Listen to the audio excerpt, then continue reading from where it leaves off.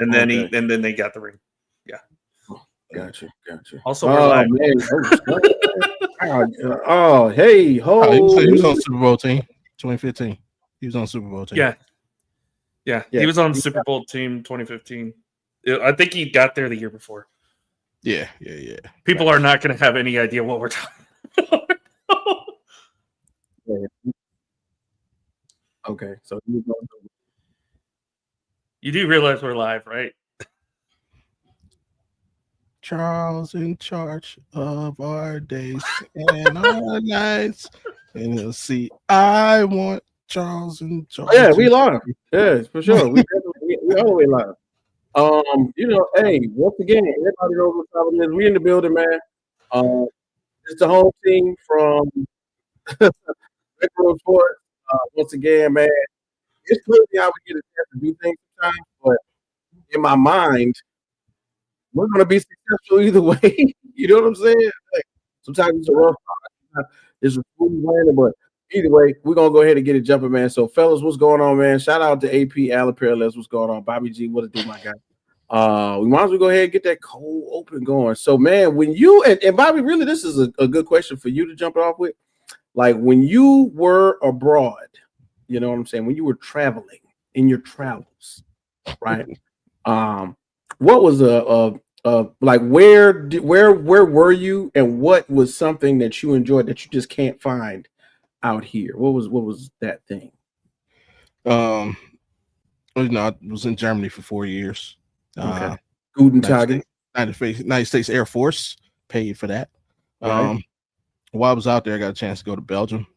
We did like a temporary duty assignment in Belgium, and for dinner we went to the steakhouse, and I got a chance to taste ostrich.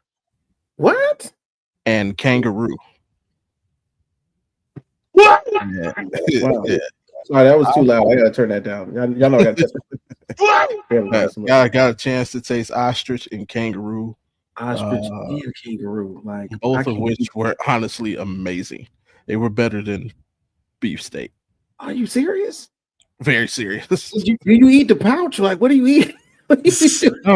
Kangaroo leg? Just like steak. A flank?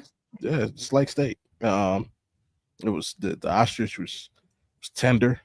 Had a little kick to it, but the kangaroo. That kangaroo was fire, bro. For real? The kangaroo? Yeah, the kangaroo was fire. You know what's crazy though? Perfectly cooked, no sauce needed. What? Like, yeah, I was amazed. Damn. Okay. I don't know where to go after that one. Alan, out there in Oklahoma, you know what I'm saying? You close to some of the Seven Nations people and indigenous tribesmen. Have you tasted anything outside of your normal wheelhouse?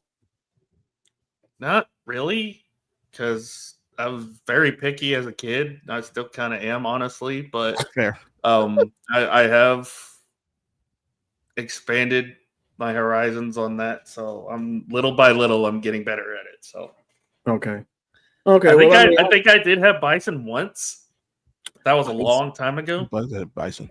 It wasn't too bad. It wasn't too bad. What? That's what it is. Okay, so I'm tripping because I'm missing out on all these good foods apparently. And me being me, I'm like keep eating too many of those leafy greens. That's why you're missing out. I'm something's got to change in my lifestyle because right now I'm somewhere in between, like. My family, a lot of my family's from New York, or still live in New York. Big shouts out to them. So, like, even though there is Chinese food where I am and where I've been, I don't know what it is about that New York Chinese food, bro. I really can't. I can't explain it. It's the East Coast period, man. Yeah, bro. Like, it's hitting on something different when you go up top and you get the Chinese food from up there. And then you know what I'm saying? Of course. I'm gonna tell you one thing. So I in South Carolina, something that I found out that they don't really do in Florida, and I was really surprised about it. Hash and rice. I don't know if anybody, I'm saying, from the country, shout out to anybody from South Carolina, know anything about like Maurice's or Earl Duke's or something like that. You get barbecue, you get white rice, you get chopped barbecue, and you get hash on your rice. They don't do that in Florida. I was kind of tripping about that, but it's a real deal thing. They don't even know what it is. So that's real specific to my home. But dang, Alan, you're a picky eater, Alan. I never would have pictured you as that kind of guy, man. To be honest.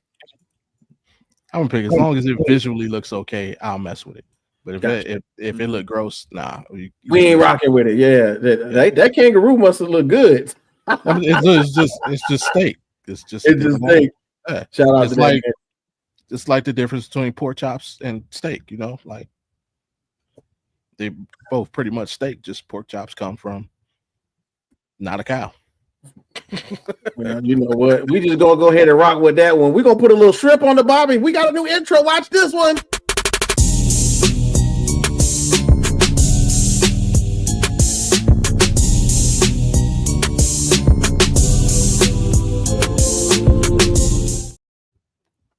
Yeah. What's going on? We back again. You know what time it is, y'all. It's Friday, and we are running the show. It's the Rec Room, man. Back again because finally we got everything situated the way we want. There's some music down here too. Hold on, wait. Yeah, get that small shorts joint. We in the building, man. Rec Room in the hoop. This is what we do, man. We're talking basketball, and more basketball. And there's so much going on in the world of hoops right now. MLK Day just happened. We had some good games that day. Rivalry week is going down as we speak. Yeah, can't even get the words out of my mouth. The rivalry week is going down as we speak. We got some basketball games going on across the pond. We'll cover that. We got some beef to talk about, and of course, we got the same old same. It seems like it just won't go away. We're gonna warm it up with the same old same right quick, y'all. Here we go again, fellas. One more time. For some odd reason, another Jimmy Butler suspension happened for conduct detrimental to the team. When will it end? Now, I don't know if you know, but I know Jimmy Butler's not happy in Miami, bro. Yeah, I don't know if you heard. Yeah, exactly. I don't know if you heard the story, but been living under a rock lately, I guess. Right. Jimmy Butler has done the unthinkable, has played for Miami, made it known in public, and then apparently, according to sources in the Associated Press and people who do basketball stuff all across media, he even told Pat Riley, you told Pat Riley you want out. You got some stones, bro. You got some grown man things going on when you walk up to Pat Riley and say, "Yo, I want out, G." Normally, Pat Riley is the one who is getting rid of the players, but in this case, it's Pat Riley. So, fellas, man, when will it end? What are we thinking? And just to keep it real, we actually have 2 weeks up until the trade deadline is upon us as we speak. And so, of course, a lot of things are being done behind the scenes right now for several other teams who could possibly be involved with a Jimmy Butler trade. Bobby, have you heard anything about where it could be, what might be happening? Because if you don't, I got a couple little tidbits to throw out there. Nothing has come across my informational sources. Nobody's talking at the poker tables. But my whole you sent him the book, right? You sent him the book. Don't forget the book. Yeah. No, Jimmy's writing his own book. He's working with another publication company. But I think we need to hold the Miami Heat's feet to the fire. Like, what is conduct detrimental to the team? What is conduct detriment? See, I'm glad you brought that up. Why are we suspending this dude? Like, he demanded a trade basically before the season. He let you know he wanted out.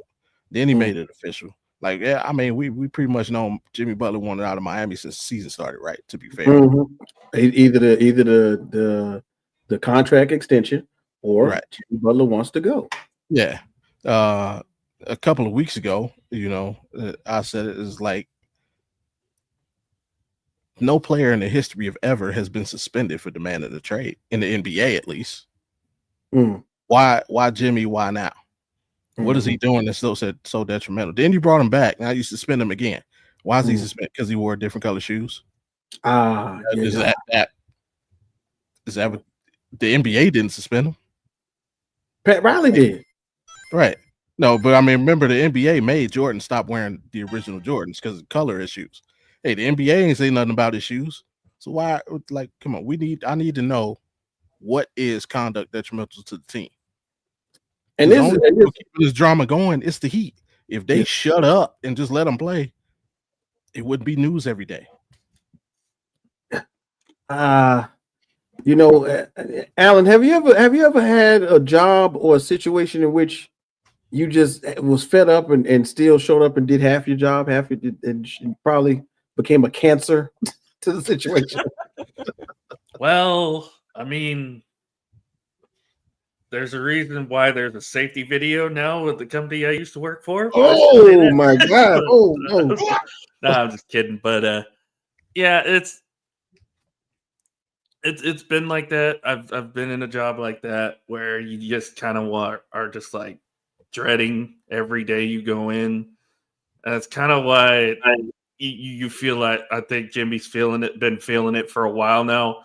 I mean, his back's pretty sore, right? Because he's been carrying that team for like 5 years now. I like that. I like that. His back is sore.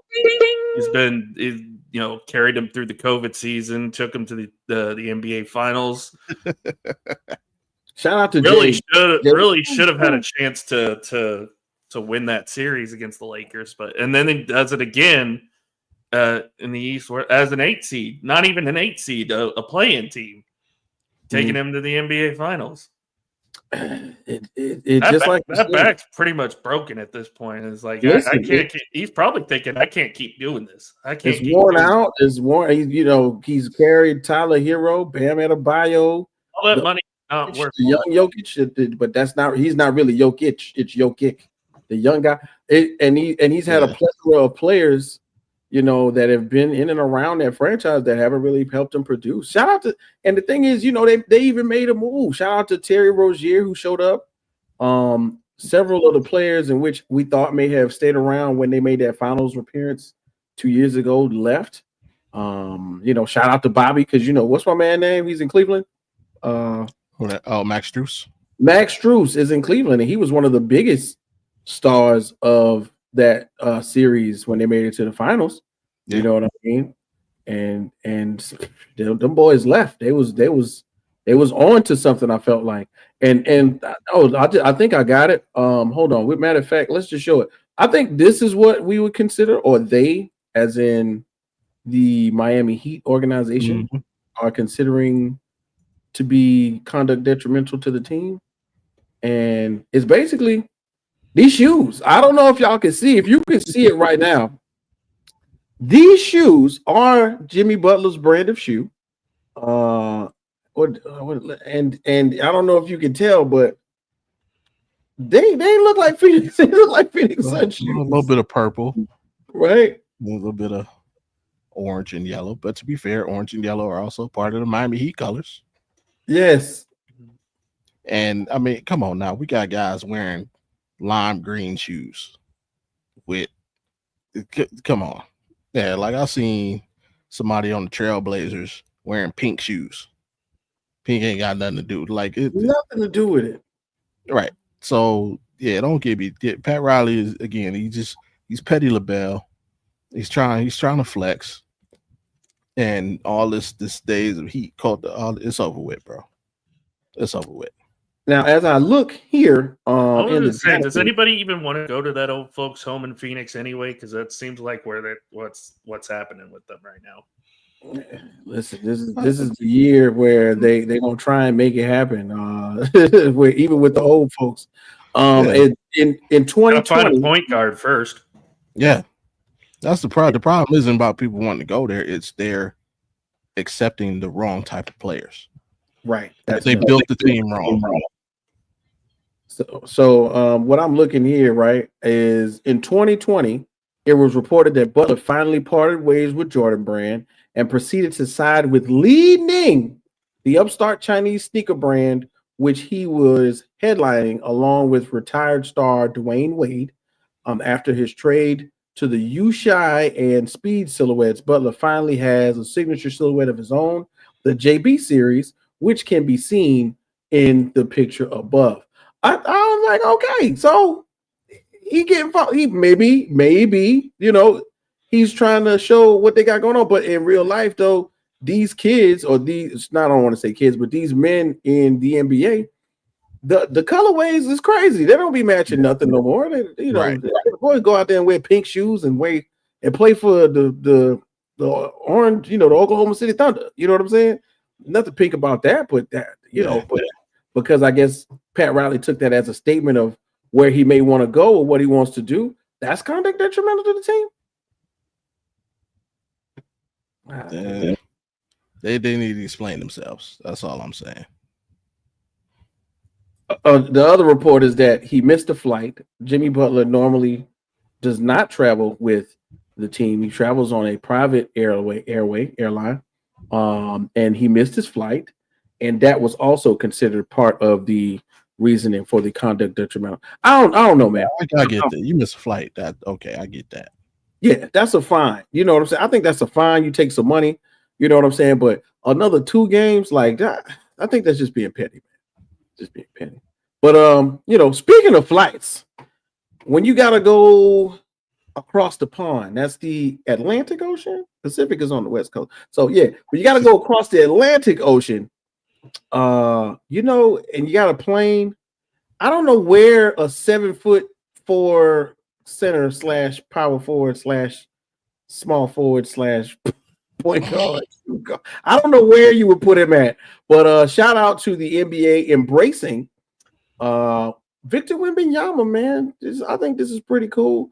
So I don't know if you can see it, but this is how you would say it in French.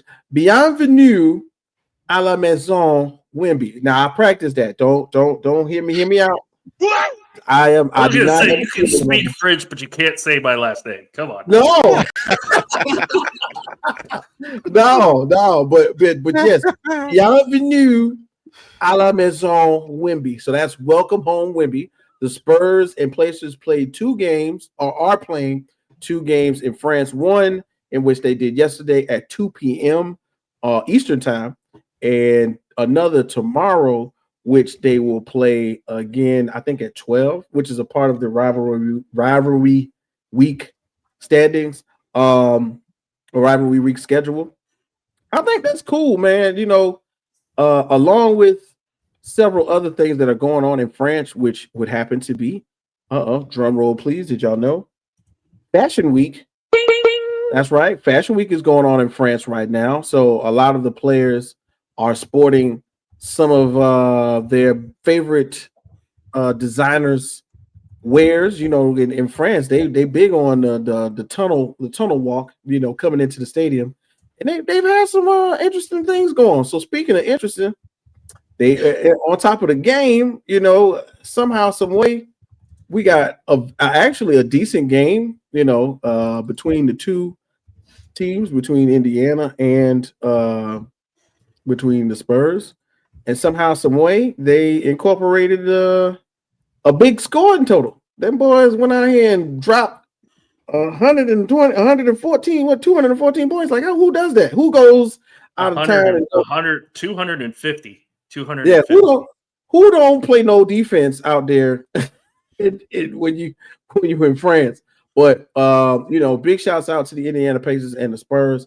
Bobby G, man. I was gonna say Pacers weren't known for defense last year, so this isn't a shock to me. It's a little bit shocking with the Spurs because they're known as a little bit better of a defensive team. I mean, Chris Paul's been a good defender through most of his career, and Wemby's been Wemby, so it's a little shocking that they give up 110 to the Pacers. But then again, the Pacers throw up a lot of threes. So, in reality, the main thing that I'm noticing throughout the stat sheet is, of course, Wembanyama 30, 11, and 6. You got to keep that. You got to keep your head on a swivel with him because he's also leading the league in blocks once again. Harrison Barnes comes through with 20 points. And the big deal is Devin Vassell right here, out here in the streets, dropping 25. One of the guys low key doing a thing on the Spurs right now. Trey Jones with 11, Jeremy Shohan with 13. You know, it's unfortunate that we don't get a chance to see the Spurs a lot due to area restrictions and things like that.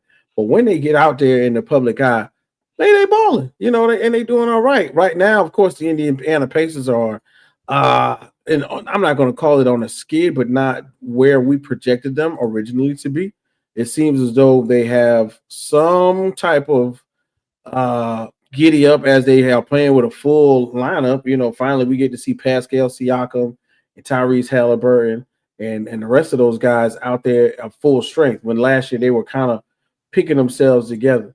With what we saw or what we know to have happened in France, is this something that we think can be done on the regular, guys? We're gonna see like another international game, because the NFL did it, right? The NFL goes to Europe, they go to Germany, they play like 2 games. Shout out to the Jacksonville Jaguars, who seem to all of the time win when they're not here on their home soil. But like, do we see this being a recurrent thing? Maybe France this year, maybe Richard Share next year, maybe the Atlanta Hawks go. Do we think this is becoming like a partnership between the NBA and France, Bobby? No. It's a one-off. No, it's not a one-off, but it's not a direct thing with the NBA and France. It's basically the NBA trying to make up for being behind the ball. Like, the NFL's been doing this for years. The NBA is finally picking up on it, even though from a facial recognition standpoint, we all know football players aren't as possible, mainly because their faces are covered the entire game. A lot of people don't know who they are. Football players can walk down the street, you will not know that it's an NFL player unless it's a quarterback or a superstar type player like Odell Beckham. With basketball players, it's not the case. We know who they are. We see who they are all the time. So even the 13th man on the bench can't walk down the street because people know who he is. Hey, I seen you at the game sitting on the bench. This is the NBA trying to get back for dropping the ball. They should have been doing this. Like, a lot of the greatest players to play the game are international players. You had Dirk Nowitzki for 20 years. Not once did you play a game in Germany. Why? You've had Ricky Rubio with his celebrity come over. You've now had Luka Doncic was far more popular than Wemby when he was over there. Why have we not played a game near his home country, or even a scrimmage or preseason game against his former league team? Tony Parker. There was your door open to France. Take it all the way back. Arvydas Sabonis, Rick Smits, Sarunas Marciulionis, they're Drazen Petrovic. I can go on naming international stars, and you're just now picking this up in 2025. Come on, NBA, for supposedly being the most forward league. Yeah, but you let the NFL get the jump out on you. Not to mention the shoe companies take these players overseas. Like Kobe had a huge following in China because Nike every year runs a tour. AI, same thing. Where these guys would go over with Yao Ming. So like, yeah, the NBA is just they missed the boat and they're trying to play catch up. So it'll become a thing, and it should have been a thing. But how funny is it that it's coming up now that we heard that Maverick Carter, aka LeBron, is thinking about starting up a new international league. Oh, now you want to start having games overseas. Dun, dun, dun. And so yeah, congratulations NBA for doing what you should have did at least 15 years ago. Alan, your thoughts, man, on the international feel of basketball right now with the Spurs and Pacers, man? I mean, if they had grabbed the international market, would they probably be the biggest sport in the world right now? Not saying anything can beat football, I should say. because that is just globally recognized as the worldwide sport, but it would at least have a bigger following internationally than the NFL right now, if that were the case. But again, these commissioners, these owners, whatever you want to throw out there, they keep fumbling the ball on this.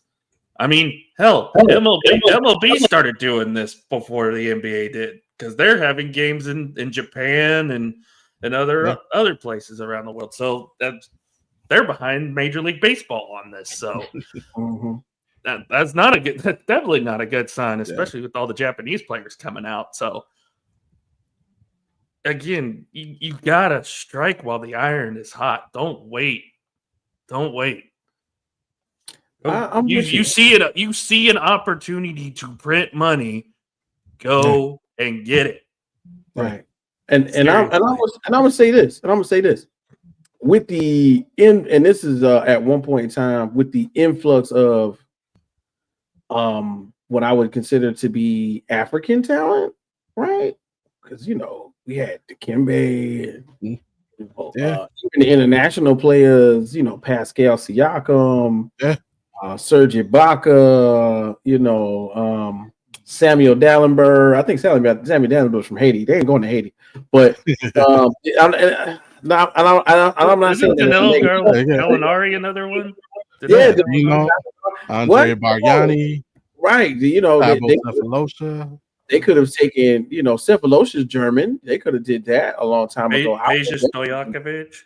What? Come on, bro. You know what I'm saying? Yeah, Vlade Divac. Let's go to Serbia. Hold up now. No. To be fair, during that time, those two countries were beefing. This is true. I'll give you a pass on those two countries. There we go. No, yeah. I was gonna say at this time, like last year, weren't we all high on a certain South Sudan country that was doing? We was riding the Sudanese train. We was on it.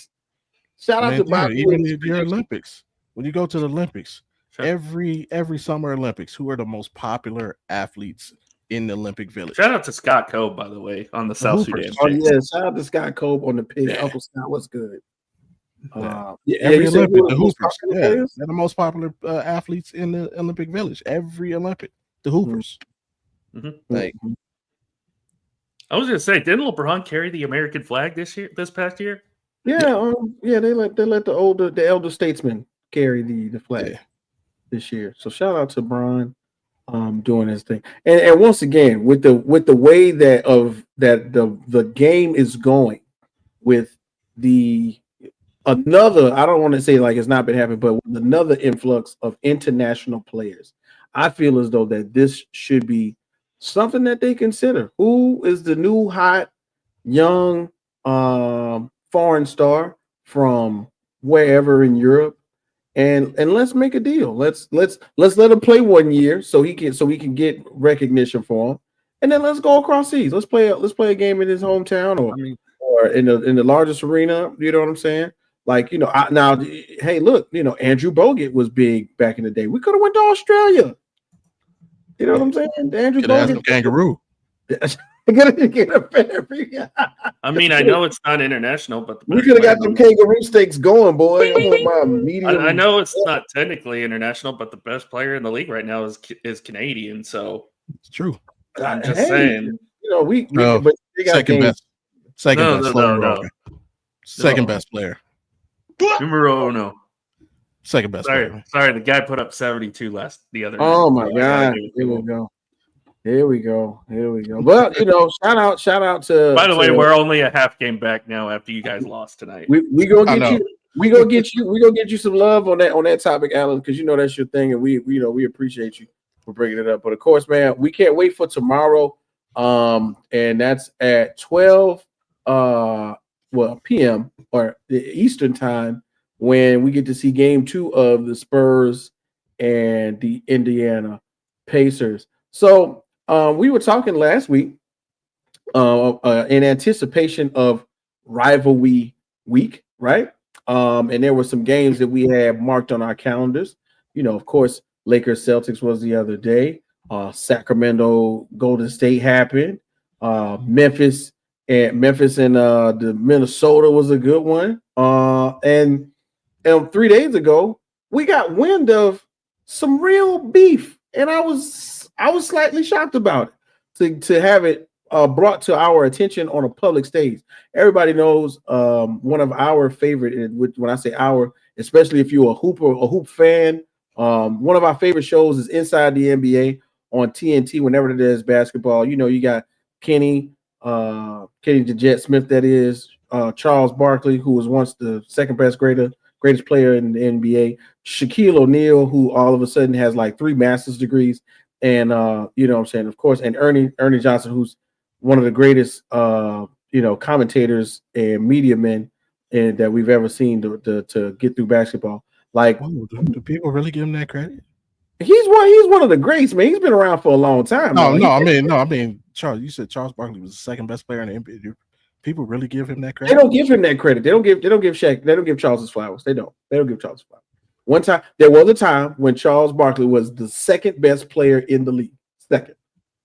And literally it probably was a time he was number one when Jordan wasn't playing. But I digress. But anyway, on the show, a lot of times they bring on other players. They bring in a lot of young talent to the forefront, especially when they're off. They've been featuring Vince Carter, Candace Parker, players like that have been coming on the show and giving their 2 cents. But the other day, 3 days ago, they brought in a young player. They brought in Cade Cunningham, and I was shocked to hear about this. So Cade Cunningham explains his rivalry with Jaden. Oh, that's supposed to be Jalen Green. Jalen Green. I said Jalen Davis. That boy is on my mind. Shout out to Jay right there. That's supposed to be Jalen Green. Do I have to be reminded of that game tomorrow? God. Yeah. Oh my God. I'm sorry. Yeah, man. I've got football on the mind because, of course, we've got Championship Sunday coming up, and it is going down. Shout out to the Commanders, man. Shout out to Jay, who is, I believe, enjoying a hot chocolate after a long day's work.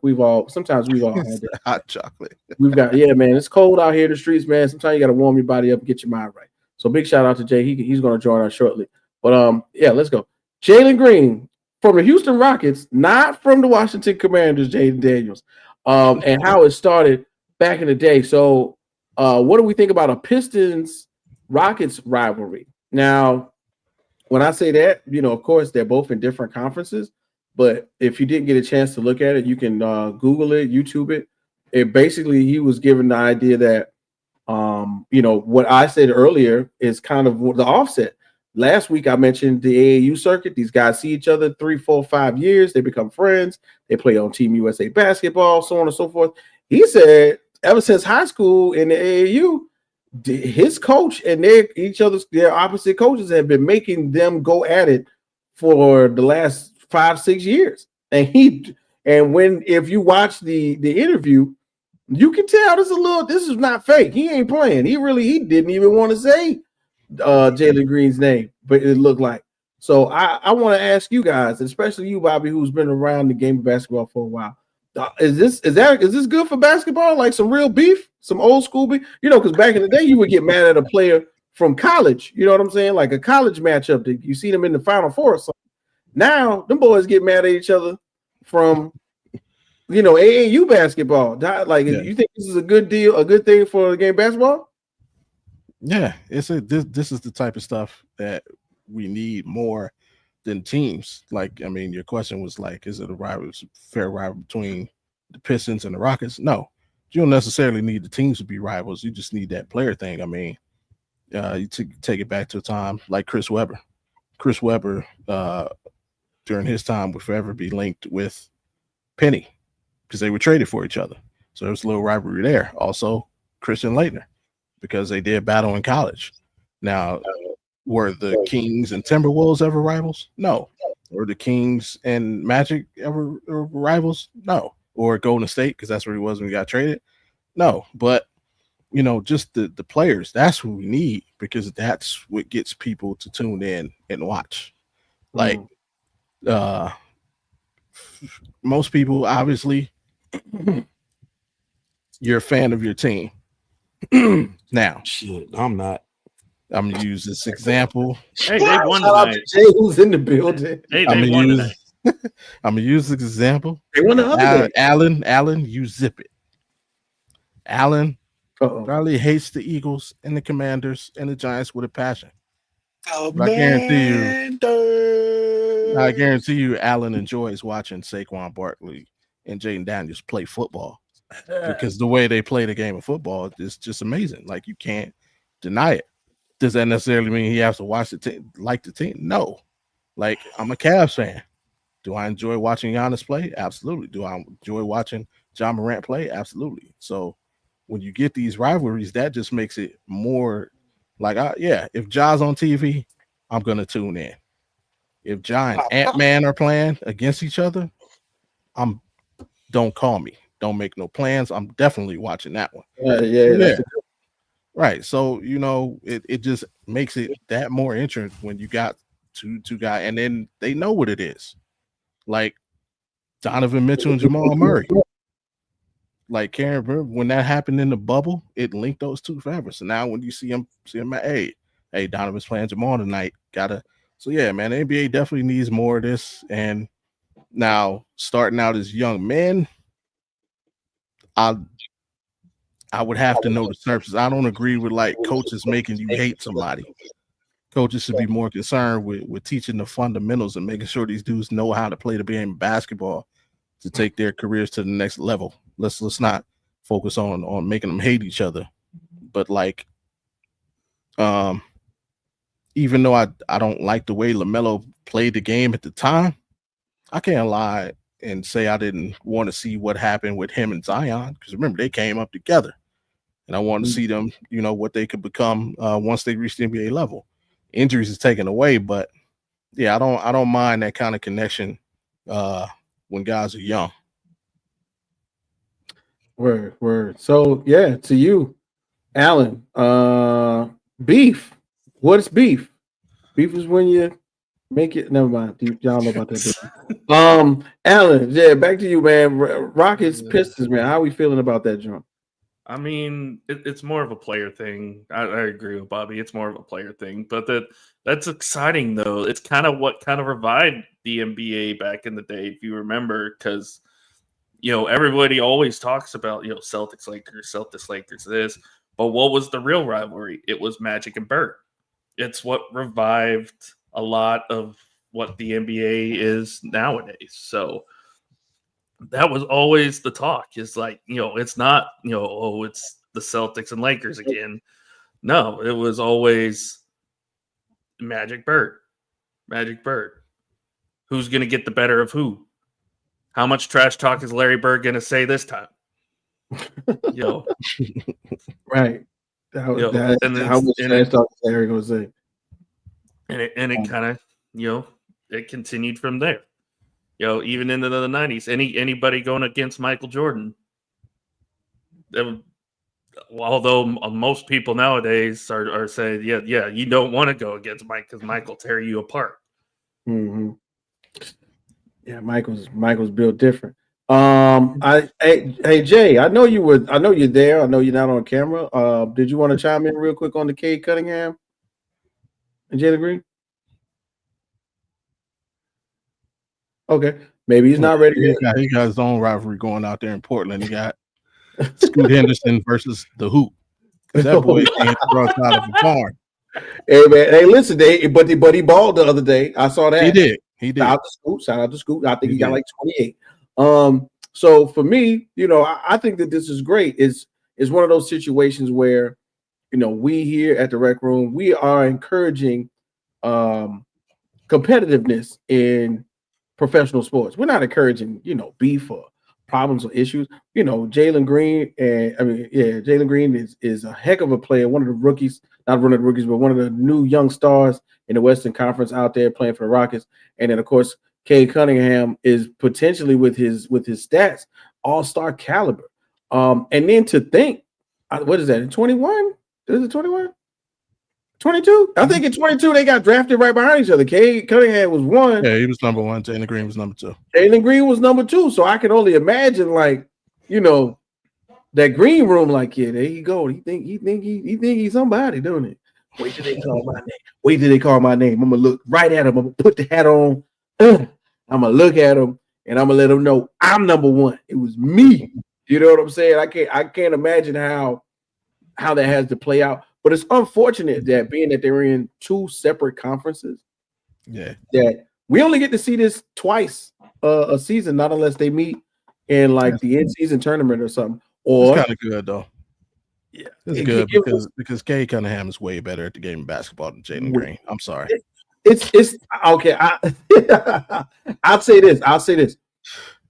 Jalen Green does not have the tools that Cade Cunningham does. But Jalen Green still goes out there and proves a point. You know what I mean? I think it's the inverse. You think it's the inverse? Yeah, Cade Cunningham. Okay, think about this. Cade Cunningham is already better than Jay. He's a better player than Jalen Green. That's without saying. But imagine if Cade Cunningham also had Jalen Green's athleticism. You might have a point there. He would be the best player in the NBA.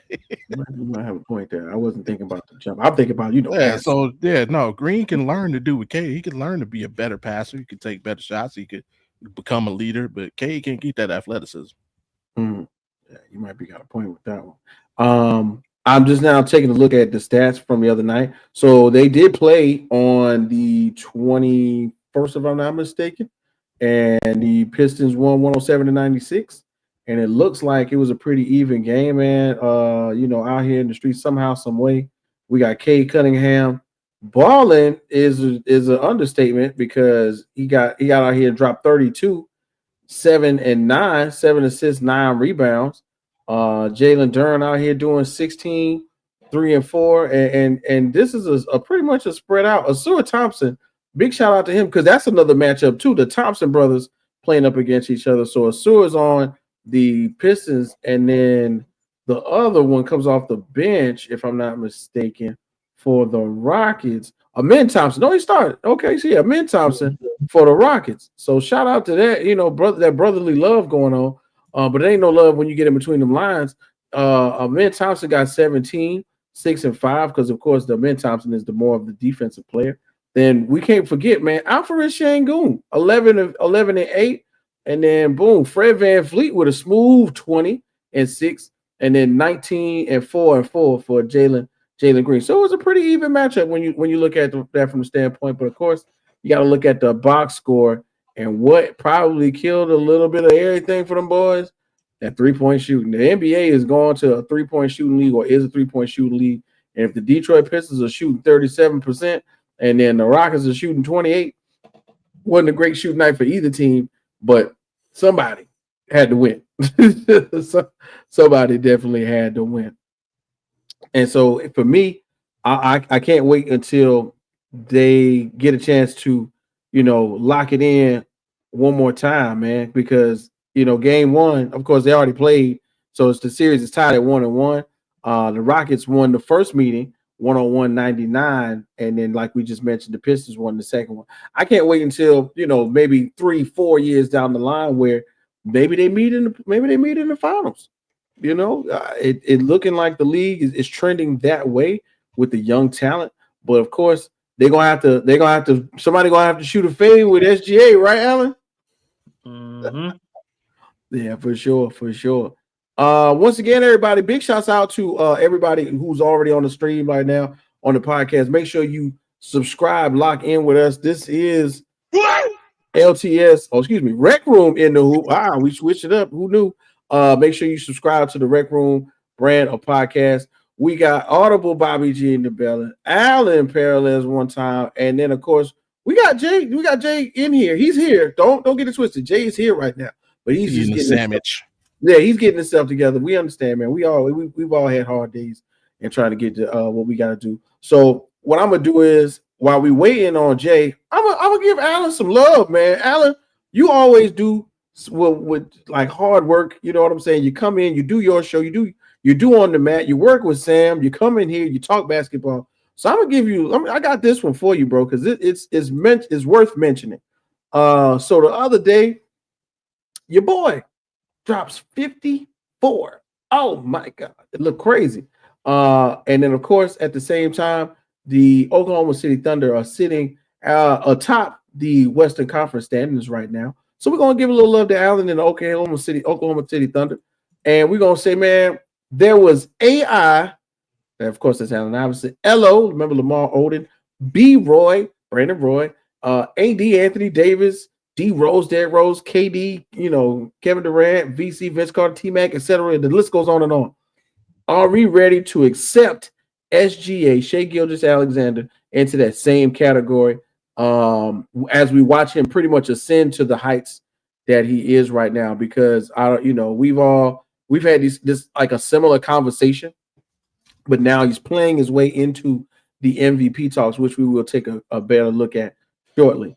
But with SGA, how he's playing, how the Rockets are doing, where they may end up seated in the playoffs this season compared to last season, which is still kind of around the same place at the top of the Western Conference. Man, Allen, are we ready? We might as well put him up there and just stop calling him Shai Gilgeous and just SGA all day. Is that what you're feeling like? I mean, we should. We should have been doing that at least a couple years ago. Problem is that most of the media at that time, it's like every year there's something new. There's a new excuse of why we can't put SGA in that top echelon of NBA players. Oh, he was just a piece for the Clippers to get Paul George. Oh, he has Chris Paul there. He's going to be an okay player, but he's not going to be anything special. Oh, he's a great team he's a great team later, but he's not going to be an all-star caliber player. Oh, he's an all-star caliber player, but he's never going to be, a difference maker.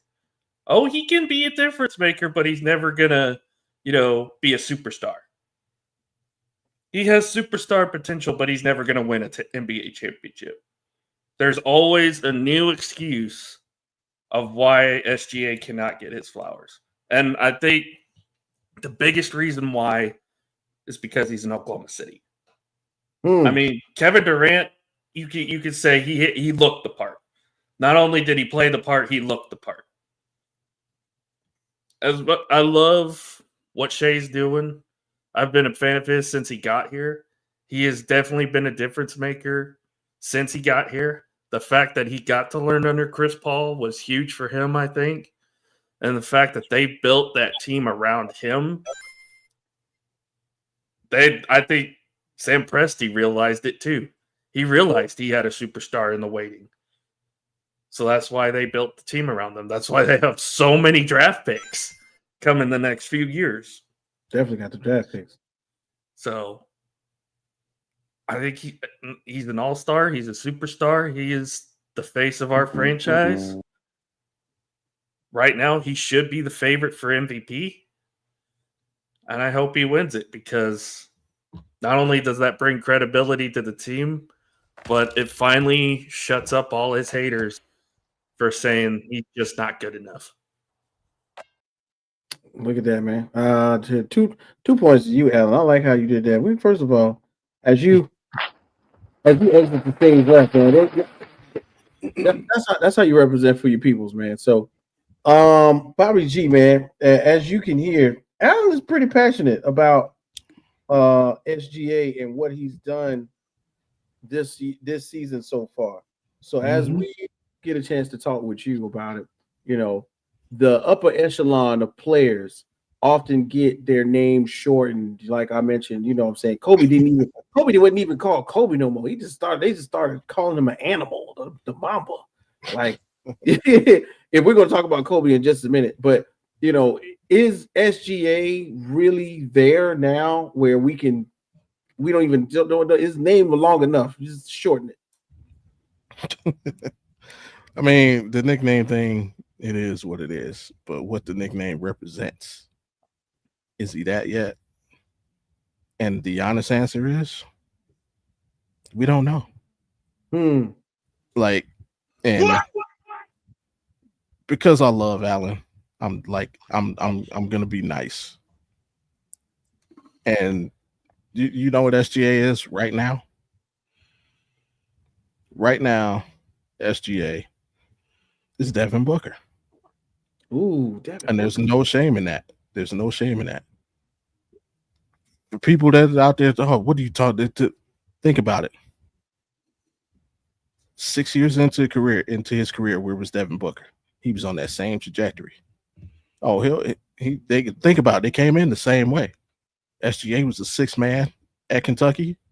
Devin Booker was the sixth man at Kentucky. Hey, what? They were late lottery picks.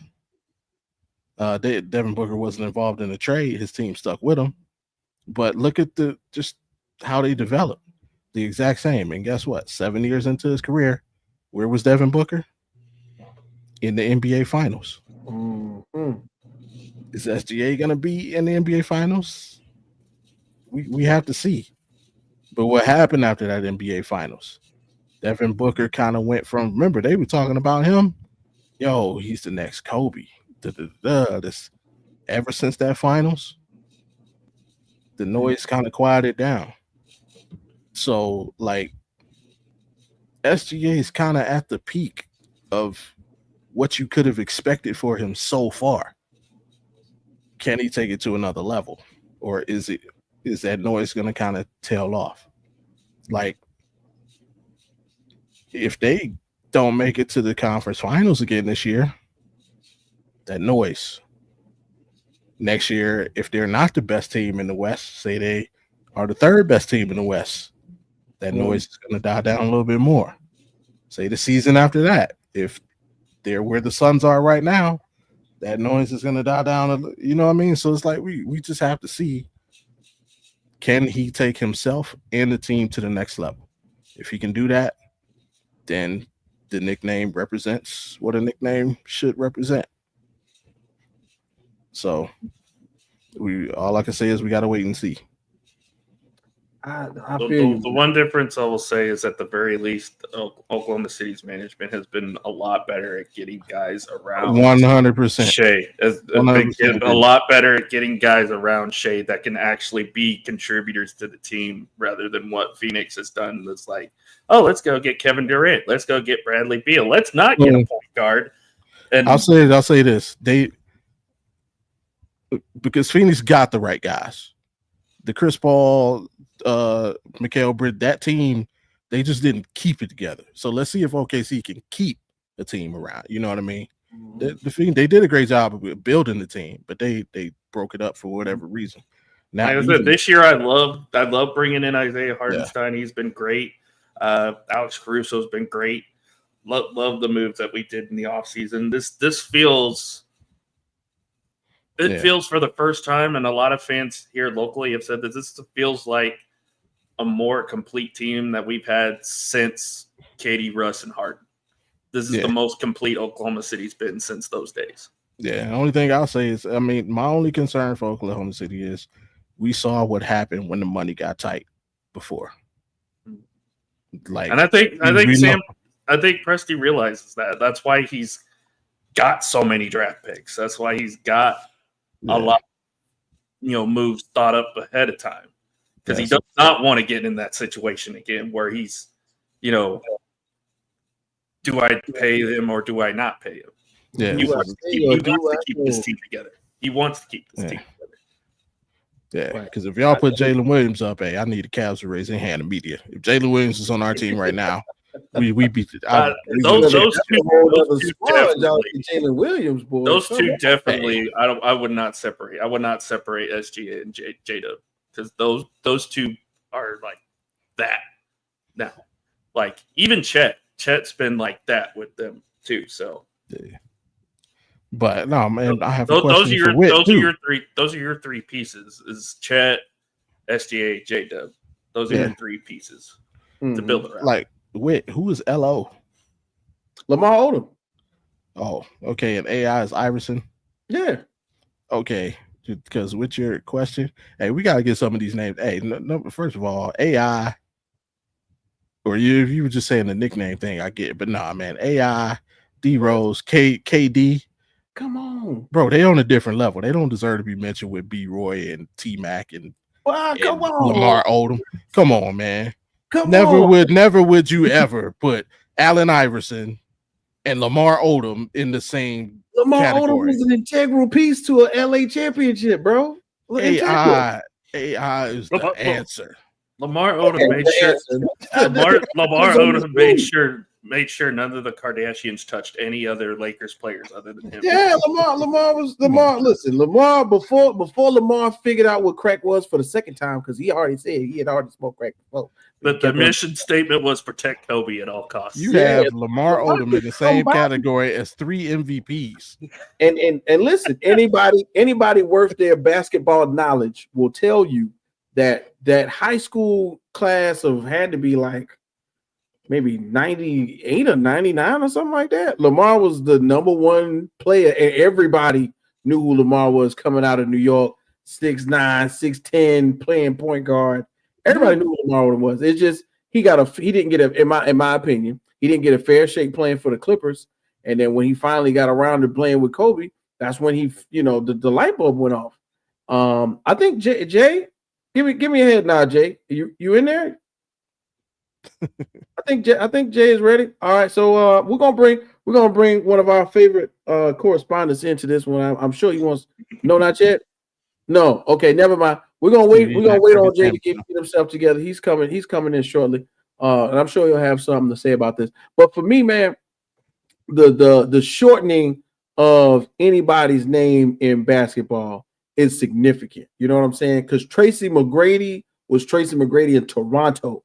But when he touched down in the Orlando, you know what I'm saying, and he became like I'm saying, with the trade that happened when he was with Toronto, when he was in Toronto, Tracy McGrady was Tracy McGrady. He was Vince Carter's little cousin. You know what I'm saying? We didn't even know that.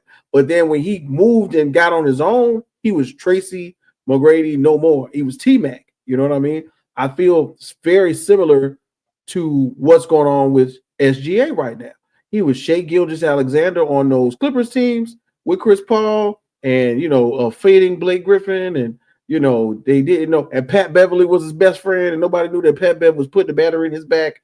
And then they traded him to Oklahoma City to play with Paul George. But we didn't know the real deal was that he was the one. Paul George didn't even need to be necessarily there. And then Sam Presti taking, I guess, what you want to call a mental note of it was like, if we just stick young players around him, they'll follow him. And that's pretty much what happened. They would, the thing I think when we talked about what's my man, Devin Booker, when we talked about Devin Booker a minute ago, the brass in Phoenix somewhat did the opposite with a similar amount of draft picks, because they could have, tried to draft younger players and stick them around Devin Booker and say, this will be built upon this type of landscape. You know what I'm saying? This type of base. But they said win now, and then we brought in Chris Paul. And then now we bring in KD. You know what I'm saying? We get rid of the possible, other young player who at the time wasn't playing up to par at center. And, of course, even though that didn't happen, it's still not necessarily panning out. You know what I mean? It still isn't, because DeAndre Ayton was somebody. You know what I'm saying? I don't care what they say, but DeAndre Ayton was a serviceable big, even though he didn't do what we wanted him to do. You know what I'm saying? We wanted him to be better. We wanted him to be Anthony Davis, we wanted him to be DeMarcus Cousins without bad injuries. You know what I'm saying? But nah, he's not that guy. He's somebody else. He's still a serviceable big. But what they did was they said, hey, we're going to go get the win now type of lineup. And it just has not worked out for Devin Booker. And it's unfortunate. You know what I mean? Like you said, 6 years, they go to the NBA Finals, and it don't look like they're going back no time soon. Crazy, man. Yeah, but, anyway, well, we get to the top of that first hour, ladies and gentlemen. It's crazy because we got a great show right now. We got our guys in the building. We got AP Alan Peralez. Alan, did you have to? We got on the mat tomorrow. What time is on the mat? That is tomorrow at 8 p.m. Central. All right, and big shouts out to Bobby G, who came on with us today. Bobby, you had your year's anniversary for the Audible podcast. Big ups to you. Absolutely. Thank you. Yeah, appreciate everybody for tapping in. I saw Whit in the chat. Alan was in the chat. Jay hopped in the chat at the end. Yeah, man, it's a year, man. It's crazy, man, how fast time flies, But we had fun doing it, and we push it for another year. Hope we don't get canceled. Nah, man, we on the audible. Shout out to Mom. Mom, what it do, bro? What's really happening? We're gonna keep it rolling, man, and I'm sure Jay will want to chime in and want to see a little bit about what we've been talking about. So we're gonna stick to this one and go here. So since we're talking about Shai Gilgeous-Alexander, and right now him being somewhere in the MVP race, right?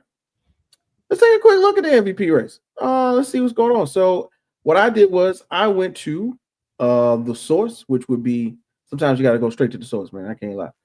So I went to NBA.com and I looked at the Kia NBA MVP race page, and I said, "What them boys talking about, man? Who's on this thing here?" And of course, it's some very familiar names, and then one or two that I would think is normally there is not there. Anyway, so let's take a peek at it. Right up top, of course, we got SGA. You know what I'm saying? Shai Gilgeous-Alexander. Right now, last week is number one.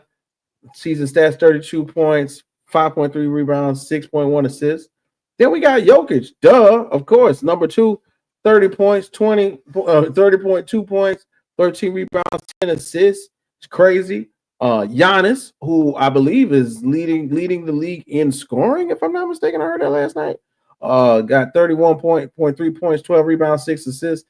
Tatum, it's crazy out here in the streets. We got Tatum at 4. Cat Daddy, Karl Anthony Towns.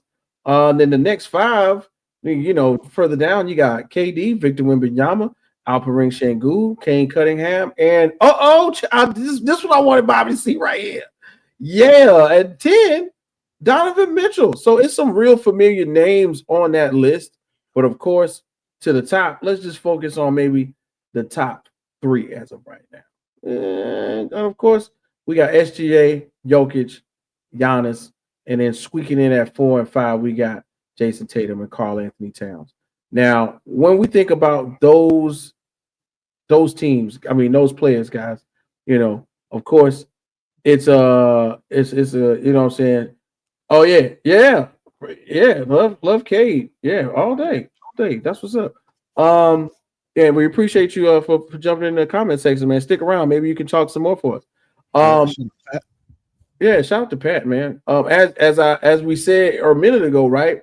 When we look at the standings with the top of the top being SGA, Jokic, and Giannis, are we surprised at this now? Because of course, SGA was at the top or close to the top last season. Jokic, of course, being the perennial MVP, and Giannis trying to come back and put the Bucks up into title contention. What are we the most surprised about as we look at the MVP race?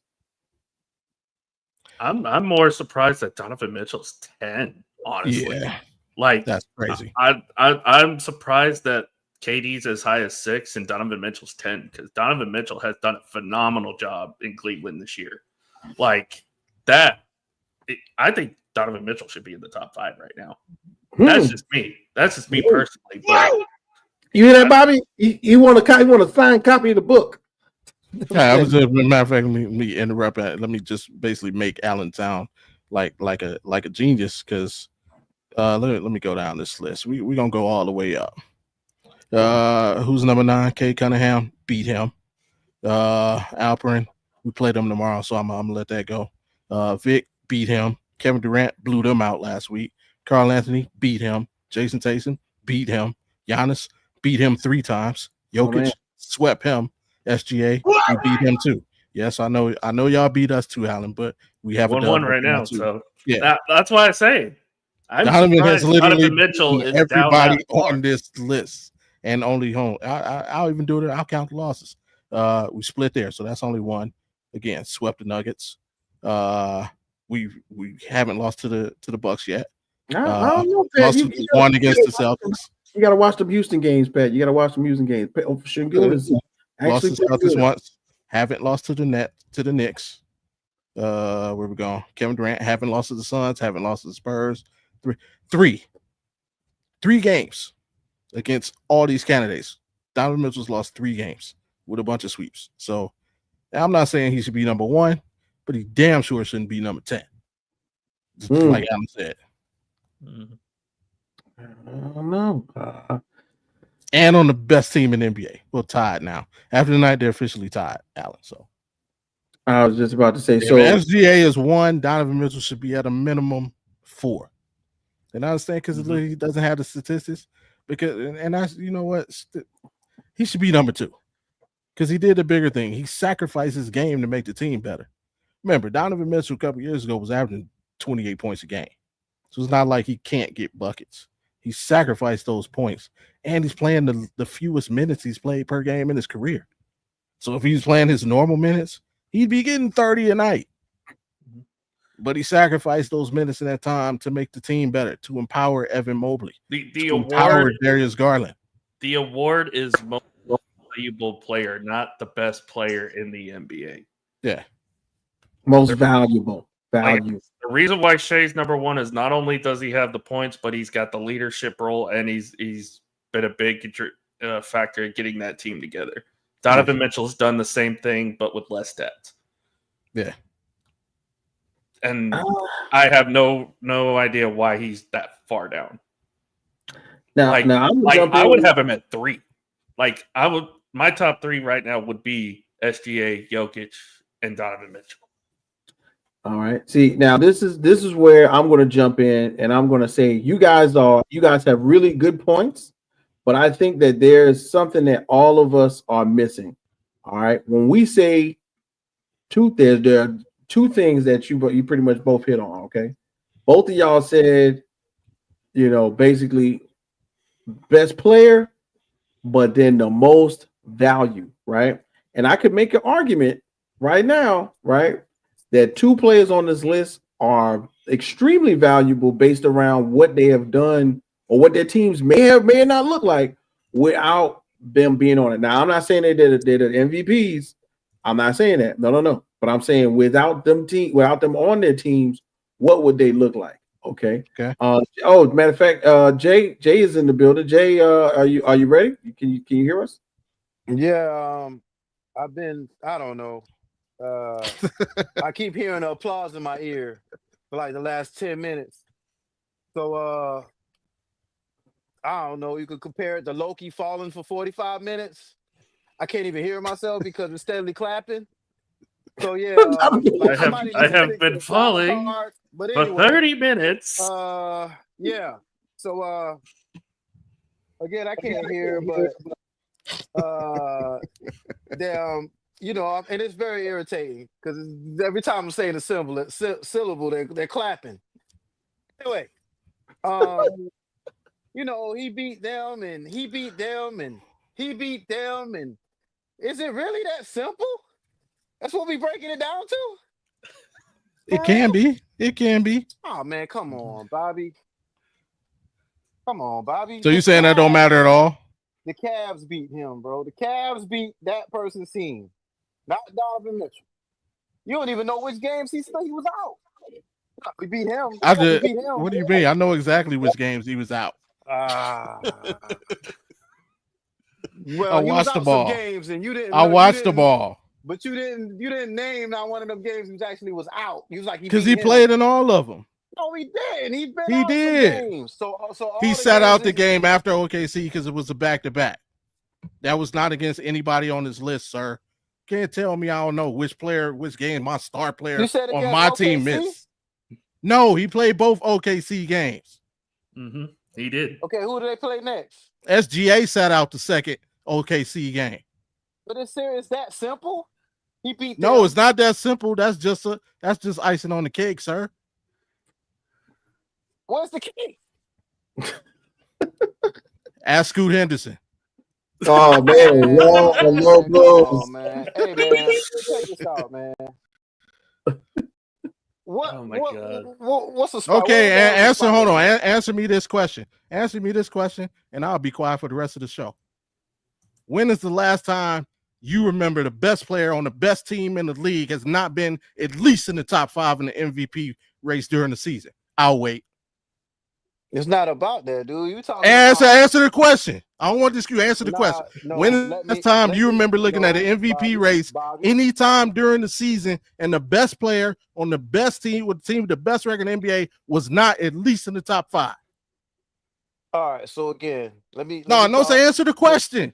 No, man. Because you ain't got the answer, Sway. You ain't got the answer, Sway. The facilitator. You depend on a bum-ass point guard, which is Garland, which you talk shit about for the last 2-3 years. Right? 1 year because he was hurt. Stop. So here we go. And then you're like, oh, man, he's playing a lot better. He's playing like a real point guard. And you're telling me Donovan's not a facilitator. He's not. That's not his job. Well, let's talk about facilitators when we start talking about. You just talking about a guy that just likes to pop off, and everybody got to make him the fucking so damn person to get the ball in order for them to win. Like, I understand what you're saying, but dude, this man is not the greatest player out there in the NBA. He's not. I never said he is. Jokic is the best player in the league. But that's not the question. As a guard, he's not up there, bro. He's not up where? I would not. He's not in my top 5 as even a guard in the league. Wow. That's okay, but what does that have to do with his standing in the MVP race? I'm saying you're using points like he beat him. He beat him. He beat him. No, I'm using points like he deserves to be top 5 in this race. How is Giannis rated over him? I've beaten you 3 times. And my team is having a better season because of me. Because if he's not on the court, you really see a big difference. You're talking about a bunch of people. If you take this person off the court, they look like shit. Plain and simple. They can win with. I'm sorry, you take Karl Anthony Towns off the Knicks, their playoff team. So that's false. That's false. That's false. No, you just said you're talking about a bunch of people. He's on the list. So that's false right there. Once again, what guards? Let's go down the list. What guards are we talking about in this list? The position don't matter. The MVP is about more than guards. It's a freaking center. You can't sit there and say, okay, well, I'm talking about somebody who facilitates, who carries their offense in a certain way, in a certain manner. You the first thing you come at me was the center. Guard. Carlin, he's on the list, bro. He's on the list. What you want me to do? He's not gonna get it, bro. Come on, man. He's not gonna get it. I don't think he's gonna get it either, but that ain't the point. The point is where he should be. Where he should be. He's not gonna be in the running. He's in the running. He's number 10. He's okay. Again, he keeps talking over me. He's not gonna be because you're saying you're making false statements. Let me finish a sentence. Okay, go. No, he's not gonna be in the running towards the end of the season. He's not. Oh man. And again, we're talking about Karl Anthony Towns because you didn't listen. So I'm telling you. Okay, you're talking about Karl Anthony Towns. Yes. Okay. See? Let me talk. Thank you. That's all I'm trying to make sure I stay with you. But I'm saying, as far as guards go, he's gonna have to do a little bit more. He's depending a lot on his team. Y'all depend a lot on high lows as far as Mobley and Allen are concerned. Y'all got a lot of gimmicks. We're talking about the fact that he plays all these players, and I'm yelling because I'm talking over this damn applause. Like, no, man. Wait, please, I don't know how the applause going either on StreamYard or what, but I have no idea what's going on, brother. I don't know. Hold up, man. I'm coming back, yo. I'm coming back, man. Hold up. God, this thing. Oh man, I love Jay, man. Yeah, hey man. Jay the MIC. Don't get it twisted. Jay is very passionate about ball. That's why. That's why we get it. That's why we get a chance to do it. But this for the audience at home, it's all love. It's all love. This is bros conversations right here. We get down with each other from time to time. Man, okay. So what I was going to say before Jay jumped in, and I know he's going to come back and be nasty. I don't know. I don't even want to hit the applause button. So my fault. All right. But if I think about who's up here, 2 of the biggest players that aren't guards, because we're not talking about guards right now, please. 2 of them. in my mind, of course, and Bobby made mention of it, man. Karl Anthony Towns and Nikola Jokic. Okay, once the trade was made from Minnesota, Karl Anthony Towns had a weight lifted off his shoulders. He's been playing like it as well, and I feel like he feels at home in the New York atmosphere. Which, of course, he grew up in Jersey, so he feels right at home playing in the Garden, surrounded by players who I think are embracing him, as well as giving him the opportunity to be who he is.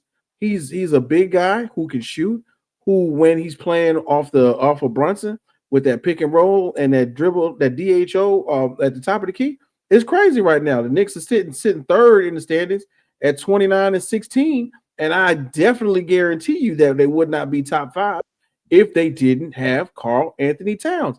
And then when I look a little further down on the West Coast right now, the other team that I was talking about with Nikola Jokic, 28-16. As you can see, very similar standings right now in both conferences. Nikola Jokic once again has someone to play off of. Talking about Cade is that Cade hey, listen. I don't know. Cat, Cat got a little, he do got a little bit of whatever with him, but I think he plays on that. I swear he do. Ain't no way he just like that all the time, but I think he plays on that a lot. But back to what I was saying. Jay's back. Let him finish. Well, Jay, I didn't hit the button anymore, just to make sure, bro. He's got a great all-around game. He's on mute right now. He's muted. Well, I'll wait till he unmutes himself. All right. But at this point, I think that the addition of oh my God, he's on here twice. Yeah, I think that's him now. Oh my gosh, man. I'm sorry, yo. Dude, I'm listening to you, bro. I was hearing applause for the last. Yeah, I don't know how I only hit it like one time. that was just the universe telling you I was right. No, it's not. It was. That thing been going on since he first pressed it in the beginning of the show, bro. Yeah, I don't know how. I only hit it once. I hit it like twice because Alan said something too.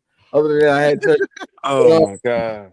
But yeah, I'm glad you back in the regular world right now. I was gonna say, ever since they brought in Russell Westbrook to the Denver Nuggets and they moved Murray to the 2, which is kind of reminiscent of my mind of like how Golden State played that time, where they had Jarrett Jack playing the 1, and they were bringing Sean Livingston in the 1, and they let kind of Steph Curry do his thing and Roman come off the screens.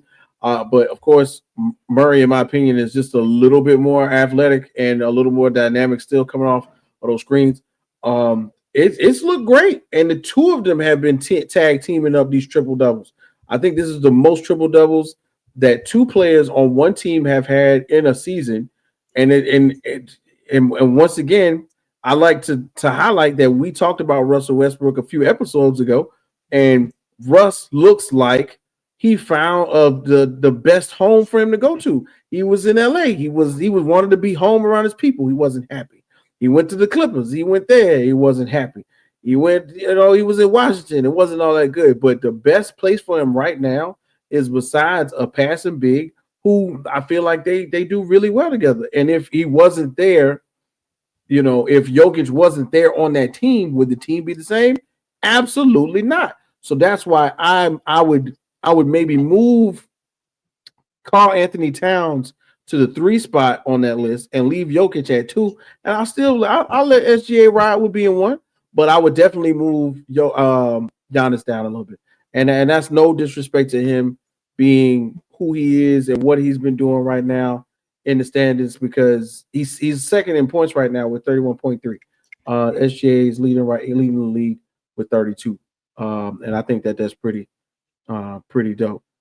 Yeah. Alan, say right back. Say that again, bro. So Joker's in the top 3 in all 3 majors. He's top 3 in scoring, rebound, and assists. Yeah, and to me, that warrants at least being tied. Like if you're gonna be 1, you got to be 1A. And then a lot of times these voters get fatigued. We get voters fatigued for the same thing so many times.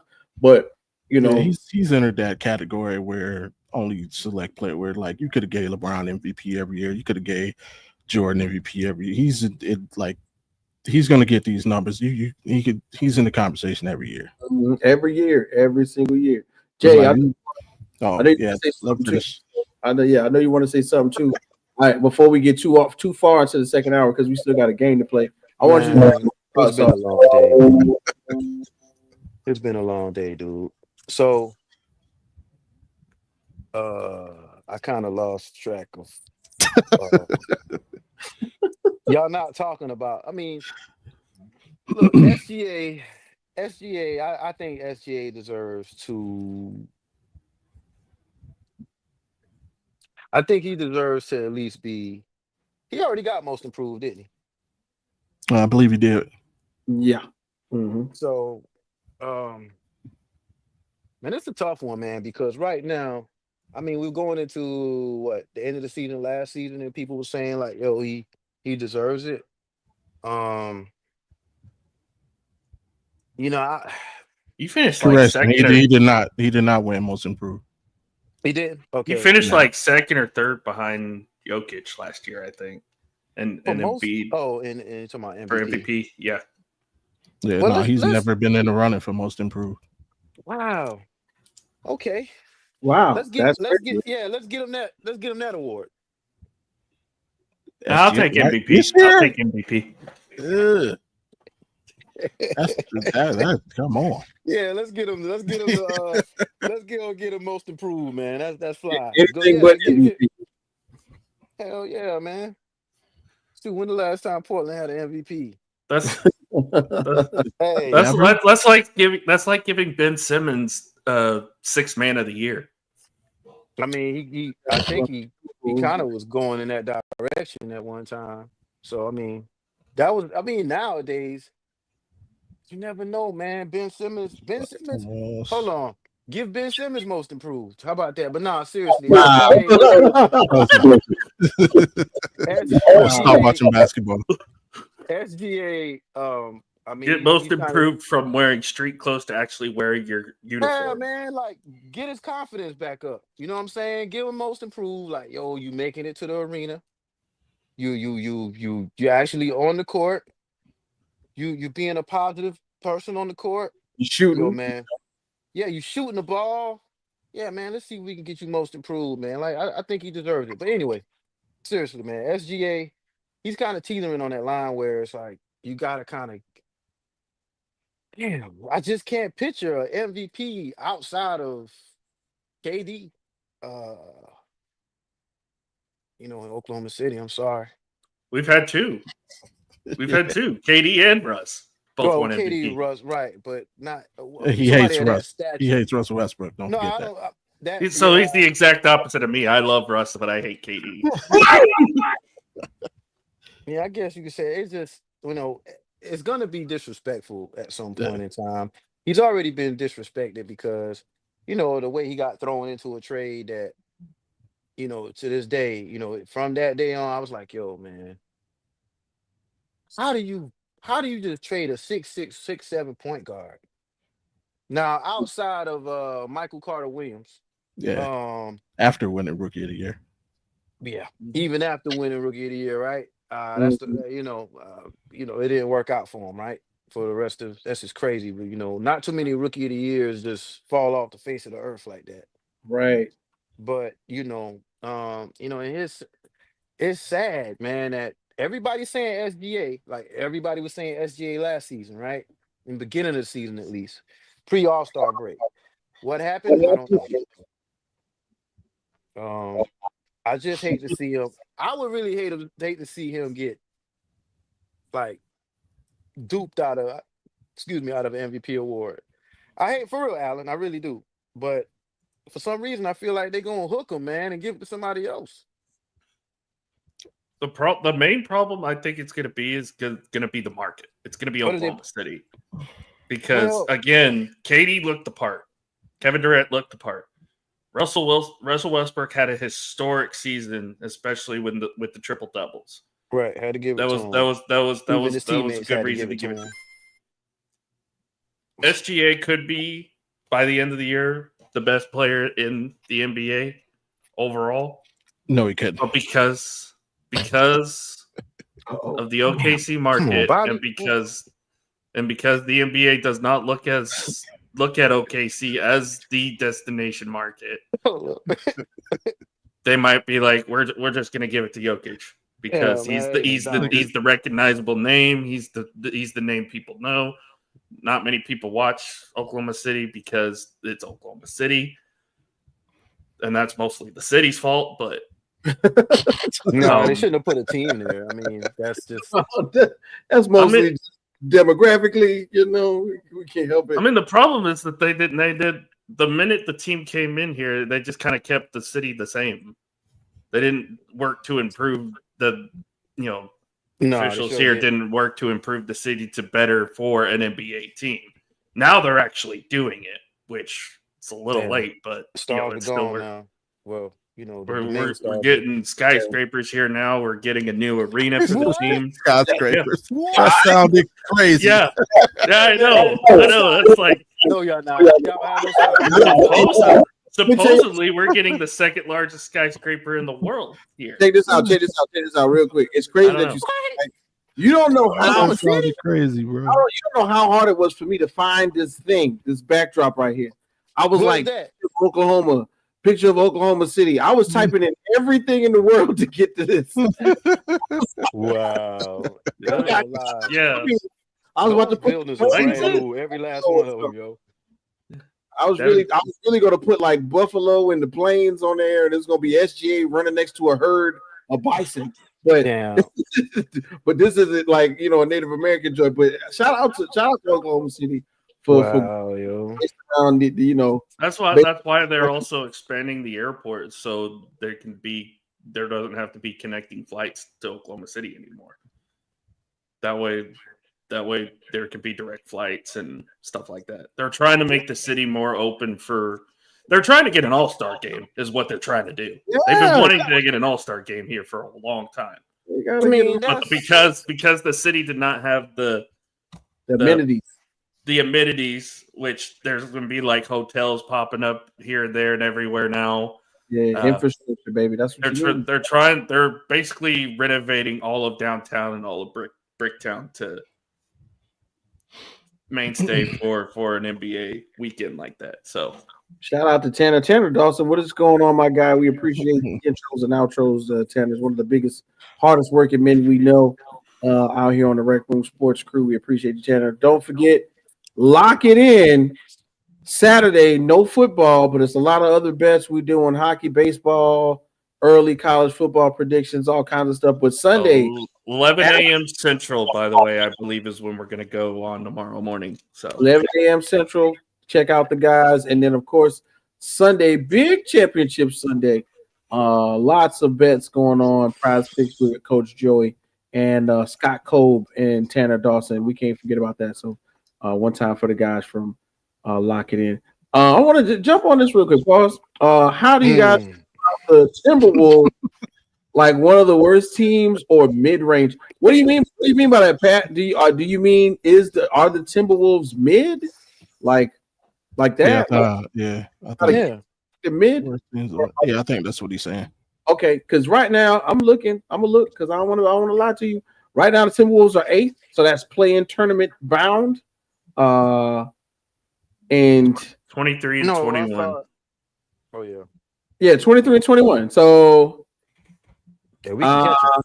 I don't know. Yeah, mess around, Sacramento Kings. Hey, the Kings are scary. Okay, I watched them games the other day. And they healthy for once. Malik Monk is out here looking like he could start on somebody else's team right now. So they need to tighten up. And Ant-Man and in real life, I think, and this is my thought. I think that the Timberwolves thought that since they had Naz Reid on the bench, that giving away Karl Anthony Towns wouldn't hurt them because they play a similar position. But even though they play a similar position and they have similarities, they are not the same. Naz Reid is not filling in that space that Karl Anthony Towns did, where you got a 4 who rebounds and shoots and passes and dribbles and all that good stuff. Naz Reid is a good player, but at the same time, you added the black hole, like Jay likes to say, from Somebody in that idiot. Yeah, I really feel like that. They was like, yeah, we can give up Karl Anthony Towns. We got Naz Reid. Naz Reid does the same thing. Naz Reid shoots threes. It was all because of that playoff series the year before where Naz Reid was basically saving the day while Karl Anthony Towns was hurt, coming in and dropping threes and stuff like that. It made it look good. But Karl Anthony Towns healthy and Naz Reid healthy, two totally different things. Two totally different. And then what's my guy named Julius Randle? Then they brought in Julius Randle, who I am not hating on Julius Randle, but I don't think that he fits in to that mold of what they want to have playing next to, of course, the Stifle Tower. Julius Randle is a black hole. Yeah, I knew he was going to chime in on that one. I knew he was going to chime in. So Karl Anthony No, Towns. their GM needs to be fired. Who? The Timberwolves GM. Why would you say? I mean, why do I think? Because number one, he set up this standard now where draft pick trades are just getting outrageous, bro. You gave up 5 draft picks for Rudy Gobert. Tim Connolly. That's a fireable offense right there. Tim Connolly. Trade Karl Anthony Towns for no reason. I think they had a lot of, when you change ownership and start bringing other people in or however it was going with them. The crazy thing is, just like with, any other ownership, I think, you kind of could look at our, I'm not going to take it to the Commanders, but like when you get a new ownership team, new, front office, they're quick to get rid of the expiring contracts and the contracts that's heavy on the books. Now, when you talk about Julius Randle, I think at the end of the day, they was willing to deal with Julius Randle, knowing that they probably only going to keep him for like a year and end up using him as trade bait, i.e. the middle of the season or after the, in the off season. But Karl Anthony Towns, we do know, that was a big contract coming. And I think they just felt like, let's offload his contract. Let's take on Randle, and we're gonna get rid of Randle in no time. Don't be surprised if he is gone by trade deadline. Oh dang! In the trade deadline, that's crazy. I can agree with you on that. I think the second part of what you're saying, Jay, is that I don't want to call it team ownership, but like the face of the team is obviously been moved away from it being Karl Anthony Towns to it being Ant-Man. And so you having Karl Anthony Towns, who is, of course, their first round draft pick and all that. Then you got Ant-Man in there. You got to move away from one of them, and they decided to move away from Karl Anthony Towns. And I'm sticking to it that when they were playing Naz Reid and Karl Anthony Towns was hurt, and Naz Reid was balling that series. And although they lost, he was out there dropping threes. He was going like 4 for 4 against Dallas. He almost won them the series twice, but he missed in crucial moments. They were saying, look, if we give Naz Reid a healthy, full focus, full off season where he thinks he's the man and he's going to be up, we won't need Karl. But he's not the same player, though. But yes, exactly. He looked like he could be the replacement during that series. But he's not. He's not a starter, man. He's not a starter. Anyway, guys, man, I think we're doing great. We're into that second hour, so we might as well get to what I like to call the hot segment of the show. Last week, I believe Bobby made mention of something, and I made sure I paid attention to it, and I want to give Bobby his props on this one. So, not necessarily. Go buy the book. Go buy the book. Go buy the book. Just cop the book. Oh yeah, the book. Damn. Yeah. How to miss games. Right. So several years ago, a momentous occasion happened. There was one man against a team, a whole team on a court, and magically, all of a sudden, 81 points is hanging from the rafters, and it's all from the legend of the one, the only Kobe Bean Bryant. That's right. It was the anniversary of Kobe scoring 81 points against the Toronto Raptors 2 days ago on the 22nd. He did it on January 22nd, 2006. The Lakers ended up winning 112-104, and somehow, some way, my man Kobe Bean Bryant, I don't even call him my man. I'm like, he's the man of his own. Dropped 81. So it's the anniversary of it. Bobby, I know you had a little bit of dialogue about that on the Audible show. If you don't mind, man, can you give us a little bit of your thoughts on it being the anniversary of the 81? Oh yeah, we did a reaction to it last night on Audible Reacts, and I know Jay said it in jest, and Jalen Rose. Jalen Rose takes a lot of guff for giving up a bulk of the 81, and he really didn't. He didn't get any more buckets than anybody else got. Right. I think Laker fans just hate Jalen because of what happened when he was with the Pacers and they played the Lakers in the finals. And he tried to undercut Kobe. But yeah, man, it's at the time it's one of the greatest things I'd ever seen happen on the basketball court. And the thing about it is, what will always probably be forgotten or either secondary is, like, they needed all those points, man. Remember, at one point in the game, they were down 18 points. And so it wasn't like it was just like a runaway by the Lakers and he just went out lollygagging. It was every bucket was necessary. Just thank you, Jesus. I don't want to say the ease it with it, but it looked poetic, man. The shots, getting to it was like a clinic on how to score the basketball. With jazz music in the background. Right. You know, every you just saw him open up every aspect of his game, utilize every tool in the box. It was a clinic, like whether you were a Laker fan, Kobe fan, Laker hater, Kobe hater, like you had to appreciate what you were watching if you were fortunate. For me, like I said, I was at the time I was in Germany, so it was like 3 a.m. To the point where like I was getting ready for work, and then like when he got past the 62, you know, previously Phil Jackson cut him off at 62. I called off. And I'm finished watching this game. And so yeah, it'll be one of those historic moments. It's the greatest individual basketball performance, I think, of our generation. What did you make up, dog? Like, what did you make up? You gotta go to work, bro. I'm trying to figure out how that goes. Cause what did you like? What story did you come up with that soon, bro? Like that quick? Like, oh hell no! I sat right back down on the couch, picked the phone up, like, hey yo, what was? Oh, it wasn't no story. I just called my supervisor and was like, yo, I ain't coming in. See, you he was like, wow, military guys can do that.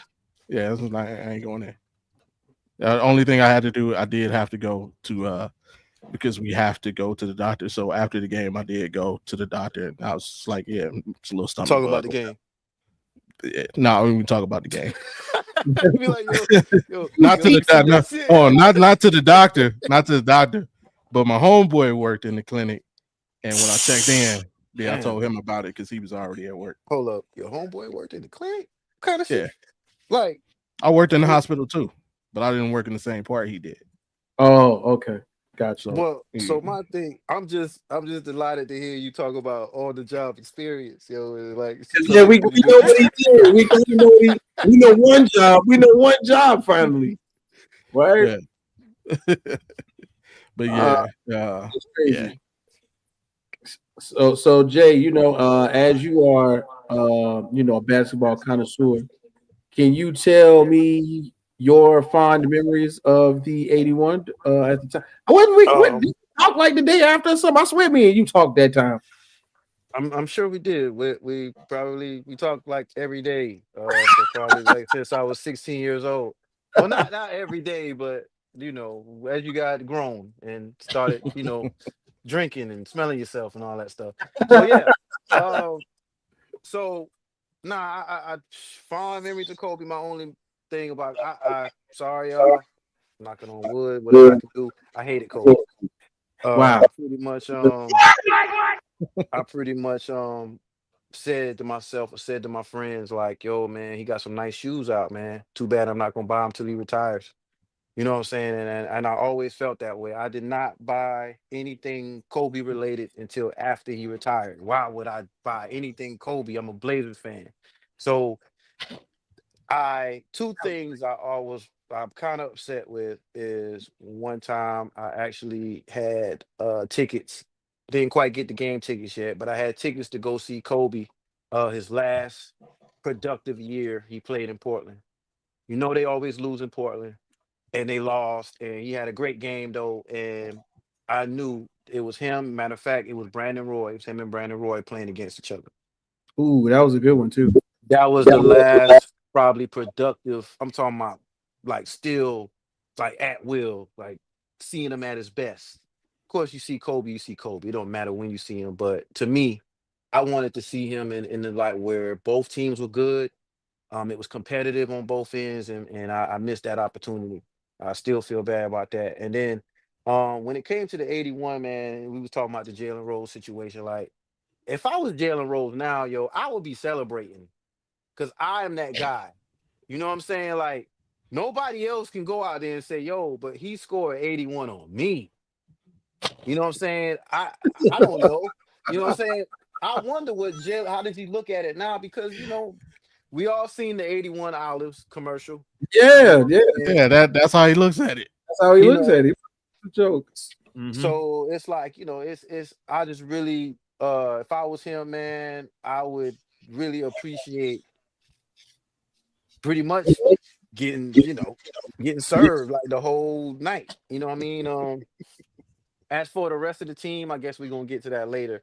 But at that time, I didn't appreciate that because it's like, damn, dog, we already got like it pretty much resolved that he wasn't passing to these fools too much before the season started.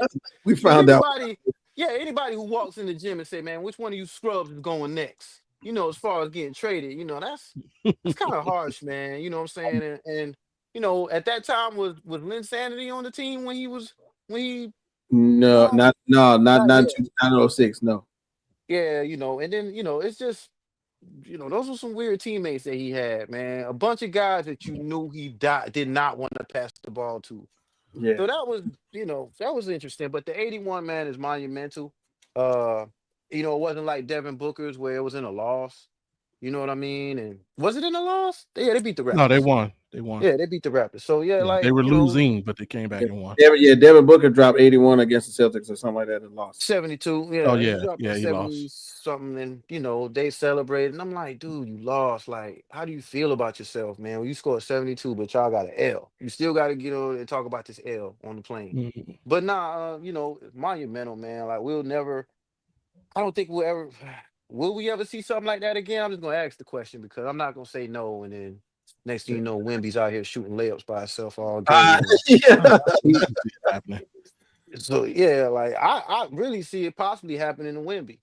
Like Wemby probably getting the highest point total or scoring output because of the fact that he scores from so many different areas of the corner court. Maybe we'll see. But as far as the 81, man, it was special. It wasn't really that special to me because he was by himself. Like he didn't have too much help. So he had to do it. You know what I'm saying? But it's great. I always remember that. Maybe one day I get to tell some young people I saw Kobe score 81. He was a ball hog. And it was what it was. Alan, man, I'm gonna go last on this one. Alan, man, your thoughts on the 81 scored by the Mamba? To be honest, I don't remember anything from back that far. Yeah, that was dudes in his 20s, man. You gotta give him a break. No, he was really young. No, I wasn't even in my 20s yet. I was in middle school when that. I'm talking about now, guy. Yeah, now. No, I'm in my 30s. What are you talking about? Like 31? Yeah, 31. Yeah. Wow. Okay, Alan. Yeah. Yeah. So your thoughts on Yeah, I'm young still, sir. Your thoughts on the 81 now that you're able to get the idea of how hard they may have been back then. I mean, it's a monumental feat, right? And not many people are able to score that many in one game. I mean, let alone, it's hard to even get to 60, 70 at times, maybe even 50 in certain cases. To get 81 in a single game, that's a feat in and itself. So, I remember hearing about it for the most part. There's a lot of talking, you put up 81 points. Yeah, that's impressive. So, in the way he did it too, it was just phenomenal to watch. It's one of his best performances. That's probably his best performance. Although I will like to say that a close second is his final game where he put up 60 in his final game. I think that's a close second just because of how memorable of a finish that was for him to finish out his career with 60 points. But yeah, scoring 81 is a feat that not many people in the league have been able to do. So I gotta give Kobe his props for that. Yeah, and then for me, man, I'm gonna take a quick trip down memory lane. So I had just come to South Carolina State from being at Francis Marion. I was driving around in my blue car. I want to say I either went to Jay's house or we talked, or we was talking about it, and I went to go get a Black and Mild, y'all. I went to go get a wine Black and Mild from the store. And then when I got home, when I got back to the crib, because I swear I left either from Round J or we was on the phone. I can't remember which one. And when I got back to the room, because I was staying on campus at that time, I was like, "Yo, he got 81. Like, how long was I?" And like, I felt like I had been in like a time warp. You know what I'm saying? From watching them being about like losing and not doing well. It wasn't like I was a Toronto fan, but you know, I was partial to the Raptors at that time. But I got home and I was like, "What? They winning? And he's got how much?" And but you know, and as I began to indulge as a young adult, I was amazed. I was blown. And they won the game. And of course, you know, when you see the way that everybody, including the opposing fans, were kind of cheering it on, you know what I'm saying? I thought that was wild, you know what I mean? But it was for the greatness of Kobe. And then at the same time, one of the best moments for me, because at the time I was going to school for broadcast journalism. I really I thought I was going to be somebody, you know, if I could have went to graduate school at Northwestern and then wound up at ESPN, I would have did this. But I watched Stuart Scott do the late night recap, and Stuart Scott laid it on so thick for that game. And I'm talking about, like, you know, it's unfortunate that both of these people that I'm talking about aren't here, both Kobe and Stuart Scott. But Stuart Scott was, if you don't know anything about ESPN history, Stuart Scott was the cultural icon for African American sports broadcast journalism. We like Stephen A. Smith right now, but it wasn't nothing that you could have said about Stuart Scott back then. And Stuart Scott laid it on. I'm talking about, but I think they showed. I want to say they showed every shot because it was so amazing at that time. I don't think anything else really happened that day to move Kobe's 81 out of the A block of the 11 o'clock, 12 o'clock ESPN Sports Center. I don't think it was nothing else going on that day. And in my mind, they really gave Stuart Scott like 10 minutes to talk about, you know, to describe. To, like, you could have closed your eyes and put on a helmet and you could hear Stuart Scott describing what was happening as Kobe was shaking Jamario Moon and you know, Jalen Rose and you know, coming around screens and you know, Kwame Brown getting a rebound and Mitchell on the court. Yeah, you know what I'm saying? Sam Mitchell was he on the he was the coach. Sam Mitchell was the coach, I believe. Yeah.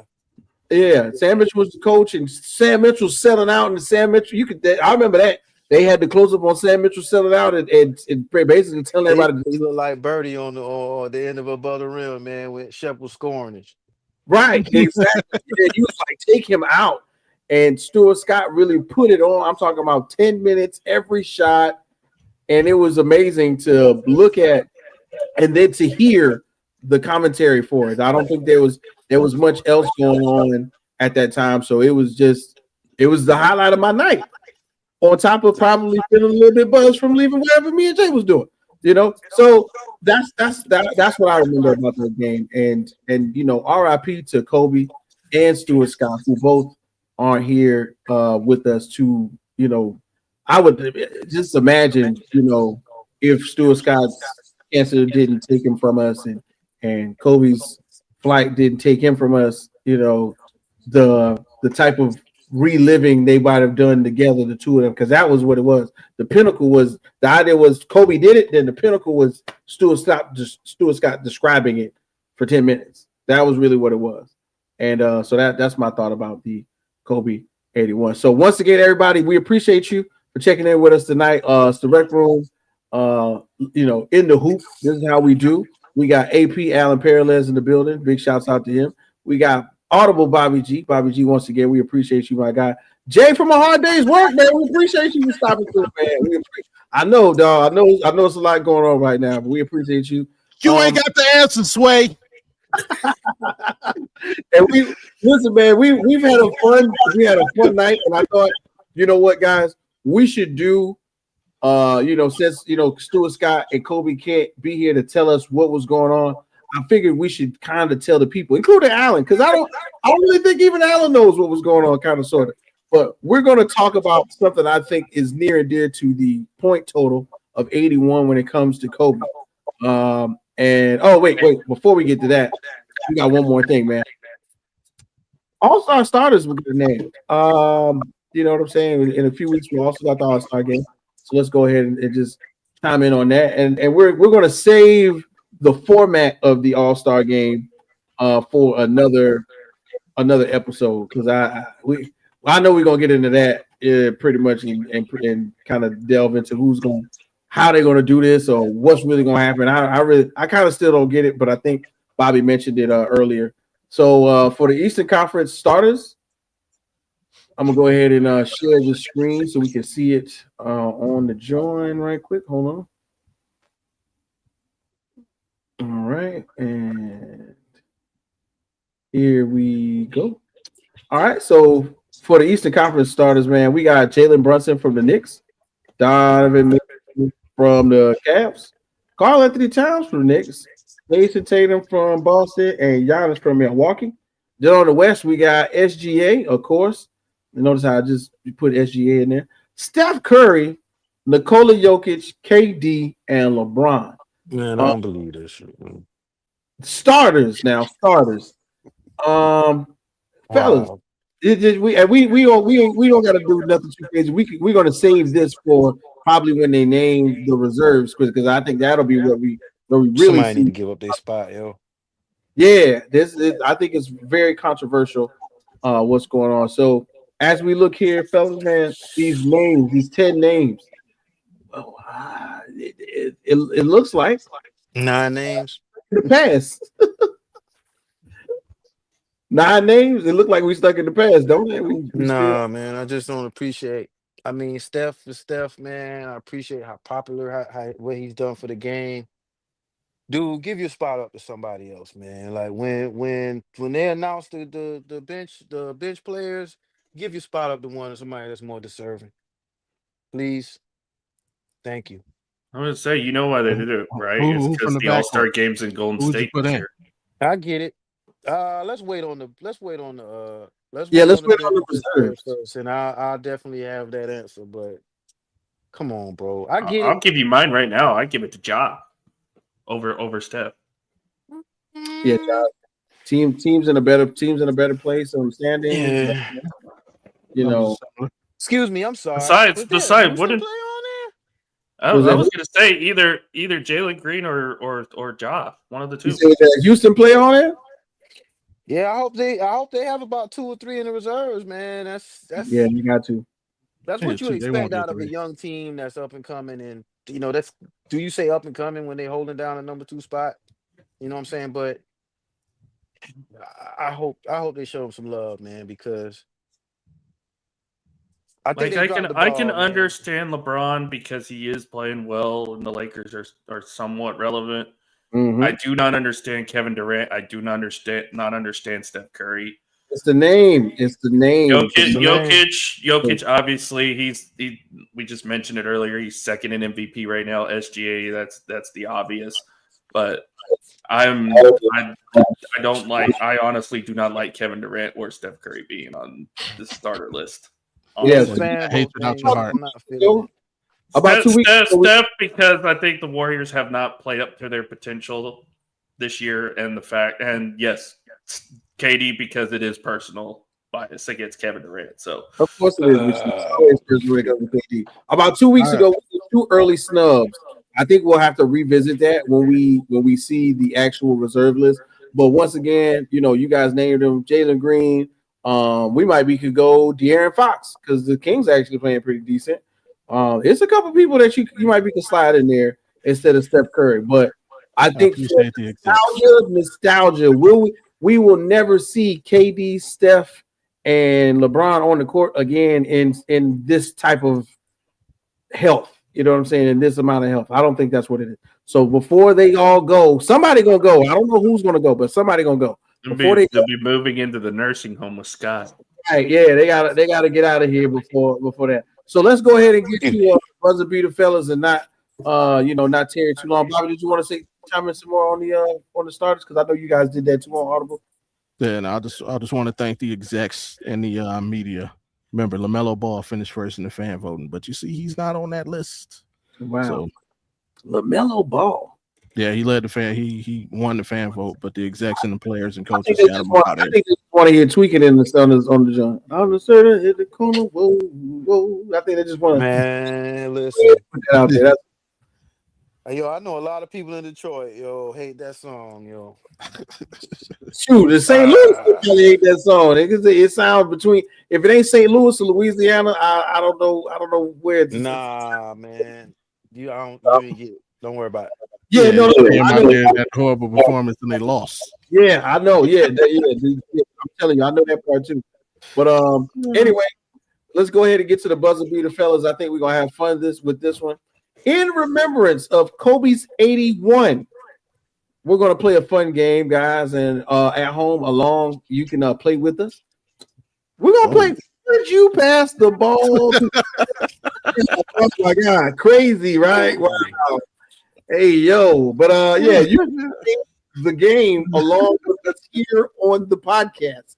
Would you pass the ball to? So this is a LA Lakers 2006 roster edition.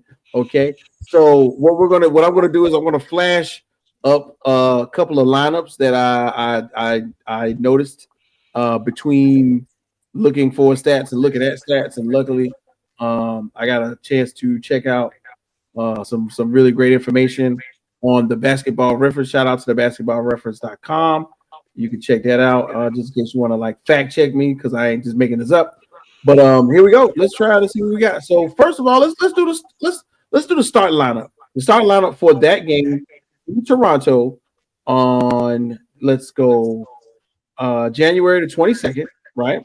Mm-hmm. Consisted of these 5 players, and when I saw it, I was lost because I was like, wait a minute, them 5 started? But that's what they got. So let's look at 5.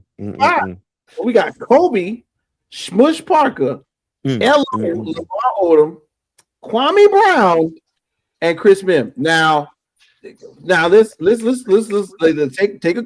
a close look. Once again, this is where I am concerned right here. Chris Mim was starting on my mama. I swear start. But I don't know. So remember, you guys, Kobe is over here playing the 2, happy as can be. The point they're down, but he wasn't happy. Yeah, exactly. Right. Unhappy, down 18. Would you have passed the ball to anyone in this starting lineup? And Jay, I'll let you go first on this one. Shit, just Lamar. Shit. I used to see Kwame Brown every day, man. I never acknowledged him. What would you see Kwame Brown in Charleston? You saw him in Charleston? Nah, man. Kwame Brown used to work in Jen's apartment that she managed in Buckhead. What? Every day. Yeah, he was driving this big old dually truck, man. Pull up every day. I used to want to be like Kwame Brown. I just always wanted to do that shit when he walked by. Nah, I ain't gonna do that. But it's not somebody I want to really talk to in the first place. So it was gonna be an awkward conversation. What can I say? Yo, Kwame, what's up, man? Oh man, good seeing you. Yeah. Hey, Kwame Brown. He didn't got a lot. He didn't got a lot going on. Gilbert Arenas then gave him so much flack. We don't even want to disrespect. Fun fact, he actually stayed at the same apartment with Allen Iverson's Well, I shouldn't be giving all this information. Daughter, which was which was pretty cool to see. Both of them passing all the time. Be like, damn, I should, you know, say, hey man, get some from your dad, some shoes, or something, man. Oh, so, all right. So, fun fact out of the starting lineup, as I look here on the stats, right? So, this is basically looking at what was going on in that starting lineup at that time. Smush Parker, 11.1 points. Lamar Odom, second highest scoring total with 15.9. Kwame Brown with 8.4. And then somewhere down at the bottom, got my man, Chris Mims. Don't even talk about his stats, bro. Just move on to the bench, bro. Come on, man. Mims was out here, man. So Bobby G, man, your thoughts. Who would you have passed the ball to, bro? I mean, but first, can we talk what's going on with this basketball court? Like, what are the preschool art classes going on? Snap. I just noticed that. Like, it's a wild design. It's called it's artistic design. That's not like the beginning of the Partridge Family. It's like Ed Nettie drew this court, man. It's an artistic design. I don't know how it came up with it, but it did, and I was like, run. That just reminds me of the what happened to the stairs? My parents took it down because I'm grounded. I don't understand. Second, we got the wrong Kobe here. It was number 8. Number 8 Kobe scored these buckets. That is correct. This is correct. Also, but this is why he had the highest scoring year of his career. Is because look, like, what are we doing here? But let's not forget, Kobe scored 81 points. Kwame Brown had 10 rebounds. You logged in on that one. That's what I was getting to. Kwame Brown did have a decent game of rebounds that day, in which he was doing a lot of the passing. Yeah, even with his small hands, he had 10 rebounds. And that's the great. You see the picture, right? I did get a picture of his hands in the picture. I did get a picture of his hands. But yeah, wild enough. Kobe Bryant, Smush Parker, Lamar Odom, Chris Mims, and Kwame Brown. Okay. Then that's not it though. That's not it. The second lineup, which they ran, which I had to, I don't know how I found this one. Which possesses the person I'm passing to. Right. It's the second lineup that they ran with, which included several other people, was where they moved that guy right there out to the 2. Kobe Bryant, Brian Cook. Don't know if y'all remember Brian Cook. And then a very young, very frail Andrew Bynum. And Jordan Farmar. I completely forgot about a young, very pesky Jordan Farmar. I think he ruined his career. Andrew Bynum didn't play. But he was on that team though. I'm just saying. He was. You're talking about this over the season. Okay. Yeah, I'm just saying they had him out there, because Ronnie Turner, I didn't want to count him necessarily. He didn't really do that. But in that aspect, when they put them on the court together, Bynum would have been another guy. Brian Cook, Sasha Vujacic, Jordan Farmar. Out of the secondary lineup that they ran oftentimes, which was this one, who would we have passed the ball to? Not a soul. Not a soul. That was the only person he passed the ball to, man. Out of that second unit was Vujacic all day. Vujacic was the only person to give him like a fuck it shot, like basically come up, shoot the 3, no, you know what I'm saying, no fear. Everybody else was like, what do you want, Kobe? What do you want? What do you want me to do, Kobe? Like, nah, man, we ain't got no time for that. When it came to LO, Lamar Odom, and Vujacic, that's all the offense he had beside him. Dang. Yeah, it's not a lie. Yeah. So that's the realest part is, as I look at the stats again, because I'm looking at what I got a chance to find. So one of the only other guys to put up some points out here in the streets, man, from the bench, it's hard to find, but it's literally Sasha Vujacic and Brian Cook. That's about it. Like we mentioned, Andrew Bynum's got a DNP, but in any other case, they did put him out there. And who else got some good rebounds? Let's see. It was pretty much Devin George. Shout out to Devin George. He got some rebounds. Kwame Brown got 10. L.O. Lamar got some rebounds out there. And Smush Parker ended the game with 5 points. Like it's 13 points. Okay. So yeah, man, this was not a point-friendly game for anyone else, but this was a showing of Kobe Bryant and his greatness. And it's crazy to look at the stats and go, like, where did they put in another center at? But this is like the beginning of them discovering that they had to play small, and that next season, Andrew Bynum is woke up and became the beast who played besides Paul Gasol. But that year in particular, it was mayhem in the locker room, I would say the least, man. Thoughts on the secondary lineup, you guys? What you guys think? Is there a thought to be had? Yeah, I wish you would have stayed silent for like 2 minutes, yo. We would just sit there and stare at the screen like you really. But nah, seriously, Vujacic was somebody he kind of depended on, man, to not really have any fear. You can kind of tell that Kobe kind of instilled some confidence and pretty much like, dude, you're the only one I probably think I can trust to just come up here, you know what I'm saying, and shoot the open jumper.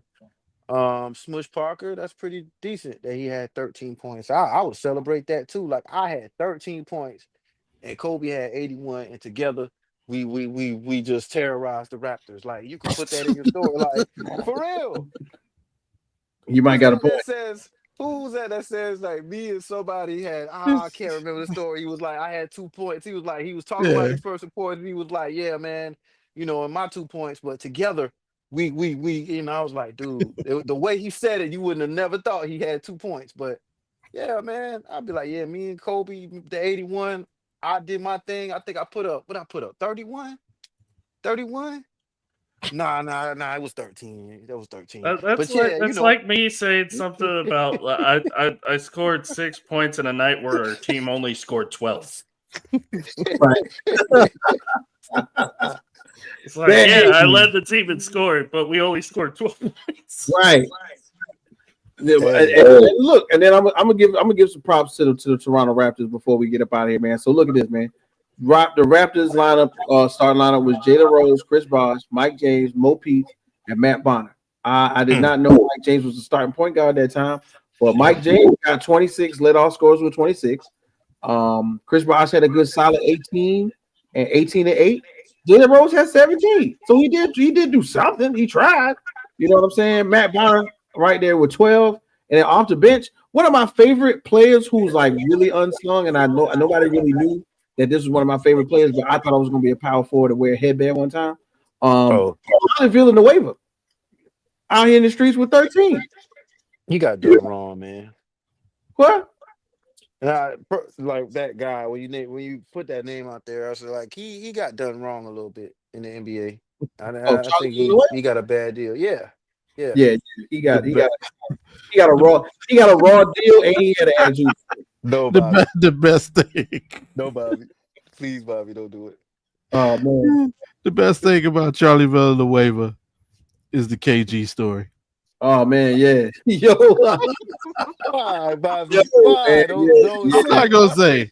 If you know, you know. If you know, you know. They got cancer, man, yo. If you know, you know. No, wait, don't do that. But, yeah, I'm not gonna do that. No, we're not gonna go deep. We're not gonna continue dialogue for Kevin Garnett. I didn't like that at all, man. I didn't like that. I didn't think that was pretty. I don't think that was cool, man. It was very disrespectful to people who actually go through it. You know what I mean? And it's I get what he's saying, but KG's I laughed for like a half a second, but I was like, damn, that's Kevin Garnett was one for ribbing his opposition, as they say, ribbing his opposition. But fellas, I think we did great, man. You know what I'm saying? We talked about a lot of stuff. We covered SGA, we covered the MVP race, we covered the All-Star starters, we talked about Young Beef and we talked about old school Kobe. Sounds like a great show to me. We're gonna go ahead and hit these buttons on wrapping these things up. So guess what, fellas? Bobby G, how you looking this week? What you got going on for the weekend, bro? You ain't got the answer, Sway.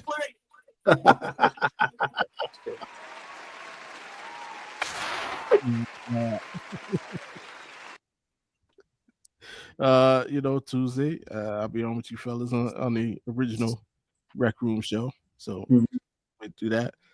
Thursday, Audible Reacts. And then, of course, every Friday, man, 7 Eastern, 4 Pacific, Audible Sports Podcast. So, again, we just passed our 1 year mark. Shouts out to everybody. Thank you. And we love and appreciate y'all, for supporting us every Friday. And, hey, let's take it another year. For sure. AP, your schedule with the gang, man, on the mat. Lock it in. What you got going on this weekend? Lock it in tomorrow and Sunday. On the mat tomorrow night. Sunday night post game immediately following the AFC Championship game, which I believe will be 8:30 Central Time. If my math is correct on that, we'll talk about the games and preview the Super Bowl that I'm heavily going to be rooting for the AFC team because I don't want the Eagles or the Commanders. Sorry, Jay, to win. But if you put a gun in my head and told me I had to pick between Philly and Washington, I would pick Washington. Gotcha. I will say that. Put a gun to your head, Jay. I see you repping over there, man. What you got going on over there, bro? The Tecmo Bowl helmet. Ready, down. Jay, Sunday, everybody make sure to not text or call Jay until game is over. Even after the game is over, depending on the outcome. It'll be crazy though. Washington wins that game. They go to New Orleans. Guess who just came from LSU last year? Jaden Daniels. That would be that's basically a home field. Oh, for sure. Yeah. I mean, did you see what we did to the Saints? Spanking. The Saints are terrible.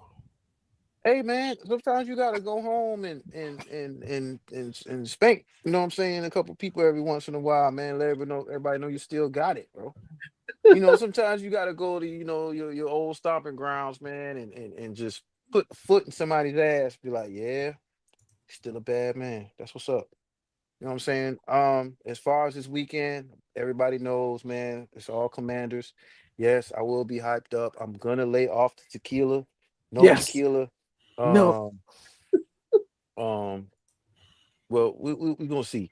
But my whole thing is everybody be safe. I mean, it's crazy. I wish I was doing an NFC East show. You know what I mean? Too bad. You know what I'm saying? But hey. Yeah. I just hope, man, I really appreciate how this season went. I really loved it. Very entertaining. Win or lose, man, I love what we've done. And hey, you know what I'm saying? We'll talk about it on Tuesday. Hopefully, I have some dead bald eagles on a stick, rotisserie style. Oh man, that's we'll be going to jail, but hey. Bald eagles on the stick. Yeah, man, we go to federal prison for that one. Rotisserie eagles. Yeah, man. So you can catch myself and Jay and Bobby and Alan on Tuesday. We're going back in on the Rec Room Sports Show. We're going to recap championship weekend. We're going to talk Super Bowl. We're getting ready for that. And we got some big things in the works, man. So make sure you keep your ears open. Keep your ear to the streets. For the home team, that's right, AP, Alan Perez, Bobby G, and my guy, J on MIC. It's your boy, Ken Witcher. I was on one draft pick. I'm going to hit this button. I don't know what it do yet, but we're going to figure it out. Let's go.